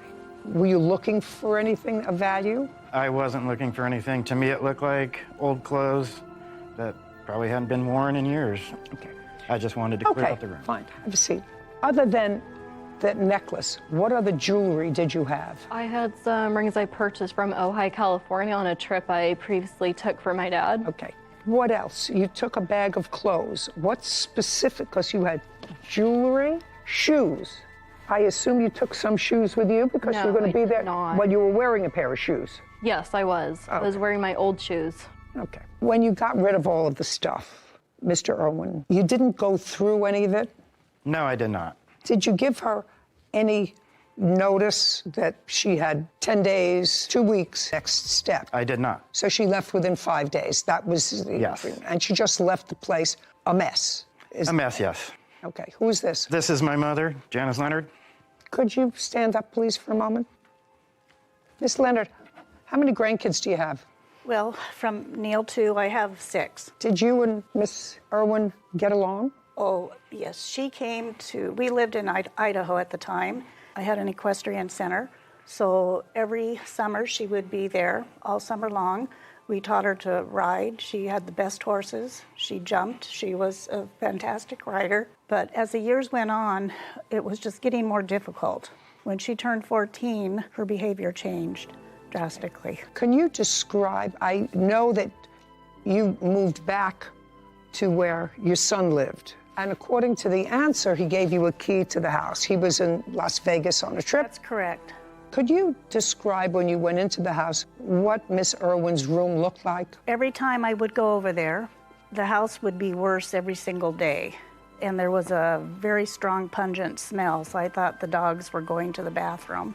Her room was a total disaster. There's clothes literally strewn, I don't know how tall, but 12 inches maybe. Nothing was ever picked up. And one day, before Neil came back, I said, this place is really smelling bad. And later I learned that they were smoking marijuana.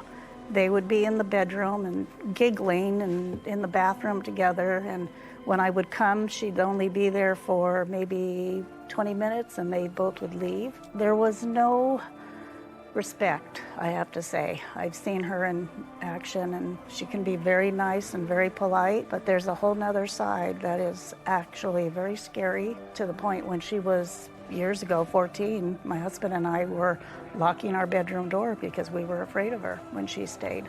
Okay. Thank you. Isabel, is that what they call you, or they have a Yes. Isabel. Word of advice, caution, you're 19? Yes. You look older. That's not a compliment. You seem like an intelligent young woman.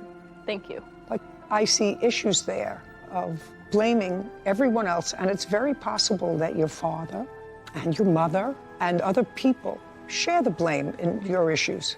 That's possible. But at this point in your life, Isabel, you're just starting, and you can either spend your life blaming somebody else, parents, grandparents, siblings, for where you are, or you can say, I have to get myself some help. And put a period, because I'm 19 years old and I want to live to be 79. And right now, that doesn't look good for you. I'm telling you, you look troubled and older than your years. Your father looks better. Your grandmother looks better. They look appropriate to their age and stage and clearer. So I think that you should get some help. I also think, Mr. Irwin, there were things in her room, and believe me, I have seen rooms like that. You know, I have been involved with lots of kids and grandchildren. Most of them grow up, and once they get a place of their own, they walk around with a bottle of Windex and Bounty and clean up after everybody's fingerprints. But if they're living in their parents' house or their grandparents' house, they live like slobs. Sometimes that never changes. But, you know, there's messy, and then there is dysfunctional. And what you are describing is dysfunctional. And I think if your daughter was honest, she would look and she would say, that's dysfunctional.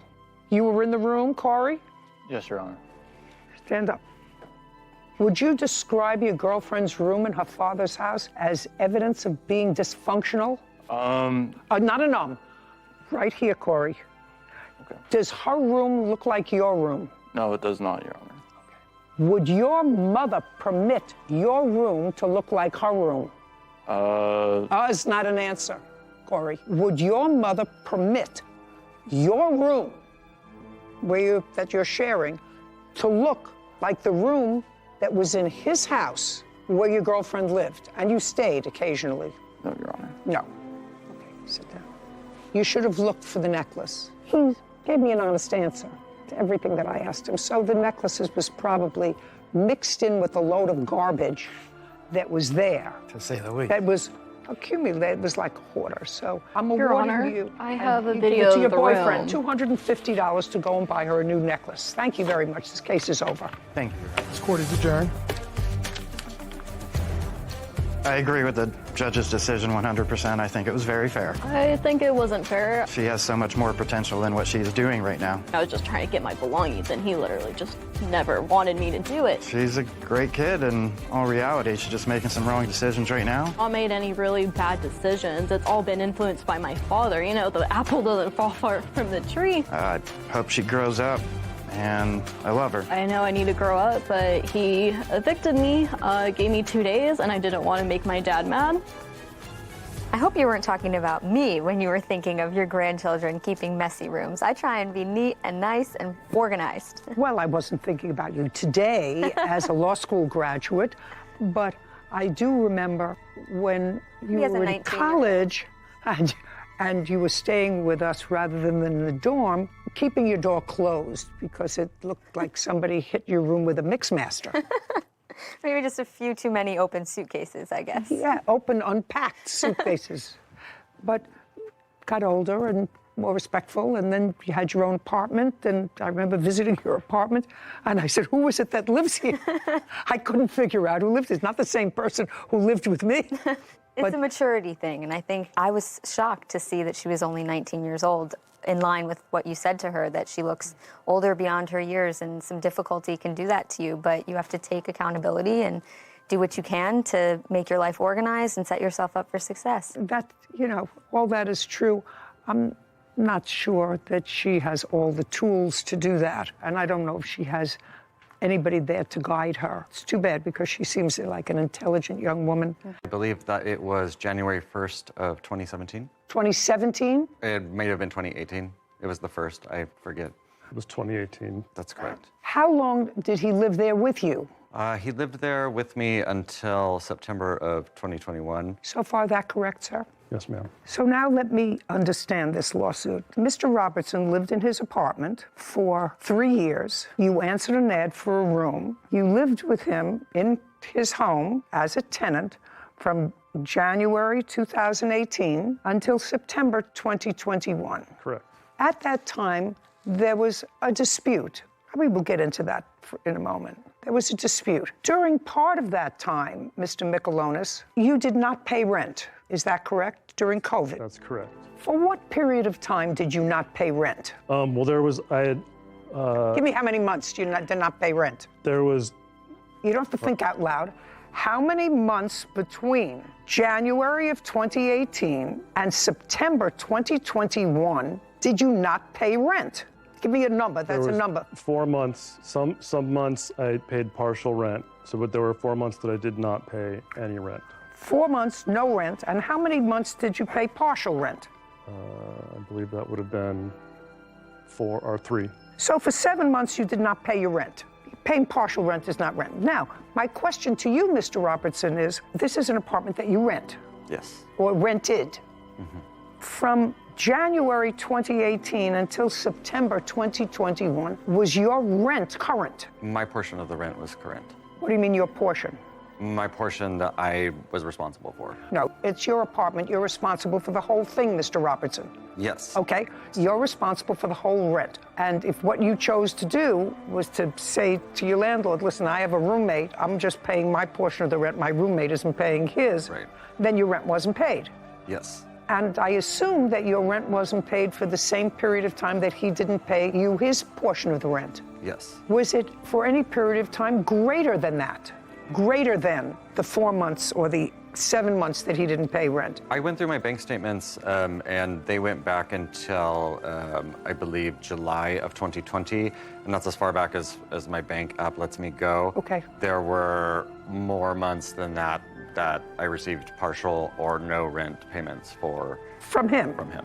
I'm asking you about your landlord. If you didn't pay your landlord, you telling me your landlord didn't file an eviction against you? There were several months that he did pay his full rent, and so that would have meant that the entire rent for that period. Well, I know, but if the rent was not paid, did your landlord ever serve you an eviction notice? No, there was an eviction moratorium in Alameda County at that point for unpaid rents due to COVID.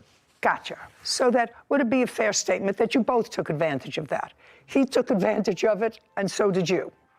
I wouldn't say that it was me trying to take advantage. I would just say it was my inability to cover the entire rent. Your portion as well as his?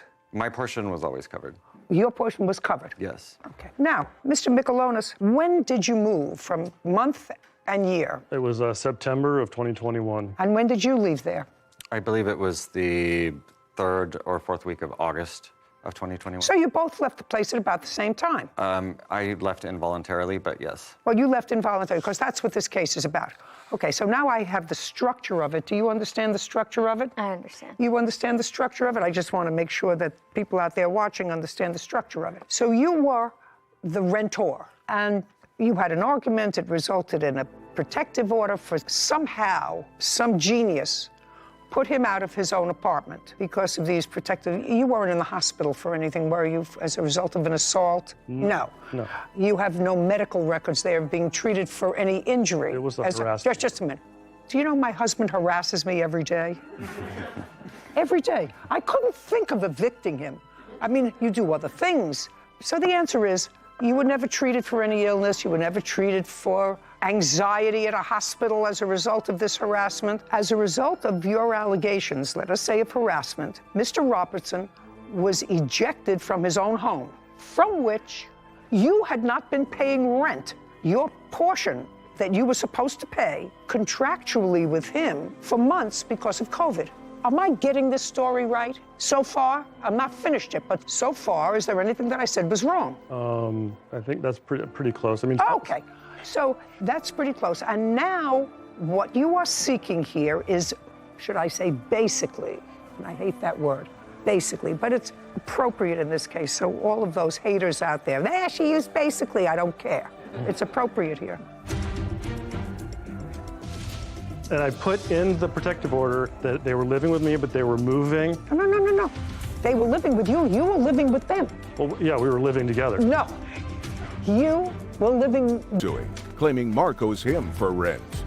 Now, what you're claiming in your lawsuit is that after a review of the copy of the underlying lease, you found that you were paying the vast majority of the rent.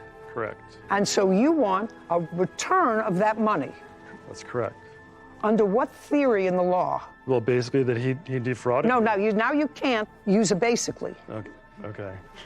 I want to know what theory is there in the law that says if I own a building and I lease to someone the whole building for $10,000, and then I find somebody who is prepared to pay me, and I have the first 2 floors of the building. 3rd floor is vacant.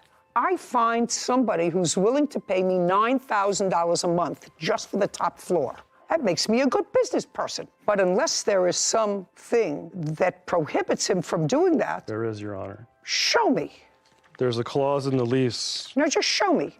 Okay. I'm a lawyer. I can read a lease. So the sublease that I agreed to with him incorporates the entirety of this master Just a second. lease. I'd just like to see it, please, sir. I'd just like to see it.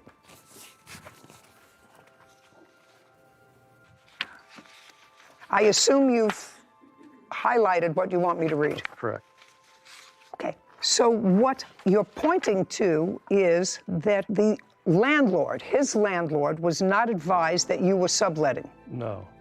Well, that's why signed by every tenant. So that was one of the things, because if you look at the second lease, the one that was altered by Christopher to remove those areas so I wouldn't be aware, or I wouldn't be able to enforce them, was because he moved his boyfriend in without getting my consent. And so it says in there that he needs written consent. I understand that that doesn't apply to me, but he thought it did. And so he used whiteout on the other lease that I gave to you to obfuscate those terms. I don't know how to put this to you, sir, other than to say, let me backtrack. What kind of work do you do? I'm a web developer. You work for yourself or for a company? I do. I'm an independent contractor. How long have you been doing that? 2 years. Prior to that, what were you doing? I was a system administrator. For whom? For a small company in San Francisco. How long did you work for them? 6 years. So for 2 years, you were an independent web developer, and you're still an independent web developer. Right. And that's how you support yourself. Right. So you work out of your home. Right. And you've been working out of your home, you said, the last 2 years since 2020. This is 2022 or 19. Right. What do you mean, right? So it would have been. When you moved in 2018, were you an independent contractor? No, I was going to school. You were going to school? Right. For what? I went to, Just a second, for what? For web technologies. It was a program for web development technology. Did you go in person? Yes, it was an intensive. For how long? It was 3 months. It was 8 hours a day. Okay, so you went to school for 3 months. Right. During what period of time? January 2018 to end of March 2018. Okay, and at that time you were living with the plaintiff? Correct. Okay, so you needed a room for that 3-month period, and after that time, you supported yourself by being your own boss, by developing websites It took me a while to find a job, but yes. What do you mean it took you time to find a job? The interview process to get work, I was interviewing, it was very hard to break into that industry. And so what did you do? So I started taking on independent work. So you never actually got a job outside of the independent work that you did? That's correct. So you support yourself by doing web development out of your home? Yes. So you used the home that you were living in, that room that you were renting, for not only your personal business, but you operated a place of business out of your residence. Okay. What do you mean, okay? Yes. Yes. I just want you to see how ridiculous you are. You want $10,000 because you overpaid what you consider your fair share of the rent. That's not going to happen. You come here, you didn't pay rent for at least 7 months because of COVID. You were working according to you. You were a web developer, still are. It's 2022 because you have no other job other than being a web developer. You stopped paying rent. You moved out after he did, correct? Well, did you pay? I'd like to correct in the something. month that you lived there, when you had put him out of his house because you were, they were moving out. I did not put him out of the house. I thought that was a protective order. It was, but they were, and I put in the protective order that they were living with me, but they were moving, and so. No. They were living with you. You were living with them. Well, yeah, we were living together. No. You were living with the defendant. He wasn't living with you. You were renting a place, although you weren't paying rent from him, and the underlying landlord wasn't getting his money, all of his money, because he wasn't getting your money. And what's coming to me is that somebody got stiffed with rent, and that would be the landlord who rented you your place where you were living, because you didn't pay him the whole thing. You didn't pay him the whole thing. And now you want me, you're asking me, to award you $10,000 for overpayment of rent. Your Honor, could I clarify something? The times when I didn't pay rent, I was not working. It was during COVID, so the first couple months of the COVID lockdown, I lost all of my contracts, so I didn't have any money. And so I was using the COVID, there was a COVID process where you could, basically say that, There's no basically in there, only I used it once. So I did not have the money to pay rent. I was not just making money and not paying rent. I would not do that. I was broke. All of my contracts dried up because nobody had any money. I was working for small So what are you companies. suing him for now? The government was very good to you. This is a very interesting America. It's a rent forgiveness, a rent moratorium. That doesn't mean the state where you live. What state do you live in? California. California. That doesn't mean the owner of this premises was given some sort of a break that they didn't have to pay for utilities, taxes, mortgage on the building, because it's used as a business. As far as I know, there wasn't a moratorium on that, but there was a moratorium on two seemingly able-bodied people to say to the landlord, I can't pay my rent. To add insult to injury, you think that I'm going to give you $10,000 because he charged you more than whatever the 3rd or 40% of your occupancy of the apartment, and he shouldn't have? That's not going to happen, sir. So forget it. I've been here a long time. Now, you gave him a security deposit. That is part of your lawsuit. Correct. So I want you to forget the overpayment of rent because it is ridiculous. Okay. So now let's go to the security deposit part of your complaint. Did he give you a security deposit? He did, Your Honor. Now, he didn't pay rent because of this moratorium Yes. on rent. Did you get your security deposit back from the landlord? I did. How much? I believe I got the total amount for the entire apartment, which was approximately $2,000. And how much did Mr. Michelonis give you as a security deposit? He gave me $1,250 for the security deposit plus a $300 pet deposit. Sometimes the pet deposit is refundable. Did you get the pet deposit back? I don't recall specifically if I got that back from the landlord. But you did get back your entire security deposit, which included his $1,250. Yes. Okay. That's correct. Let's hold that in abeyance for a moment, because now I'm going to go to your counterclaim. Sure. I think that's all I have to deal with. Oh, and property taken without permission. Did you get that property back? There was some... I did not. What property was it? There was a stone Buddha carving. There was some dishes, some glasses. Oh, give me a break. Do you have a stone Buddha carving? I have the stone Buddha carving. I have a small statuette, a rooster that is his, and a small metal Great. Would you pack those up? Yes. Do you live close to each other? I haven't been able to because of our mutual restraining orders. Fine. Do you know where your local precinct is?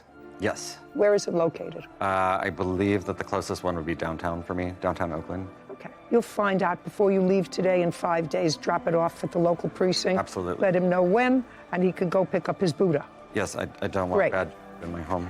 Terrific. Now, money owed for COVID debt is your counterclaim. Yes. Which is what? It is a total of $55.35, I believe. For what? That is the unpaid rent. But you didn't pay his rent, you just told me.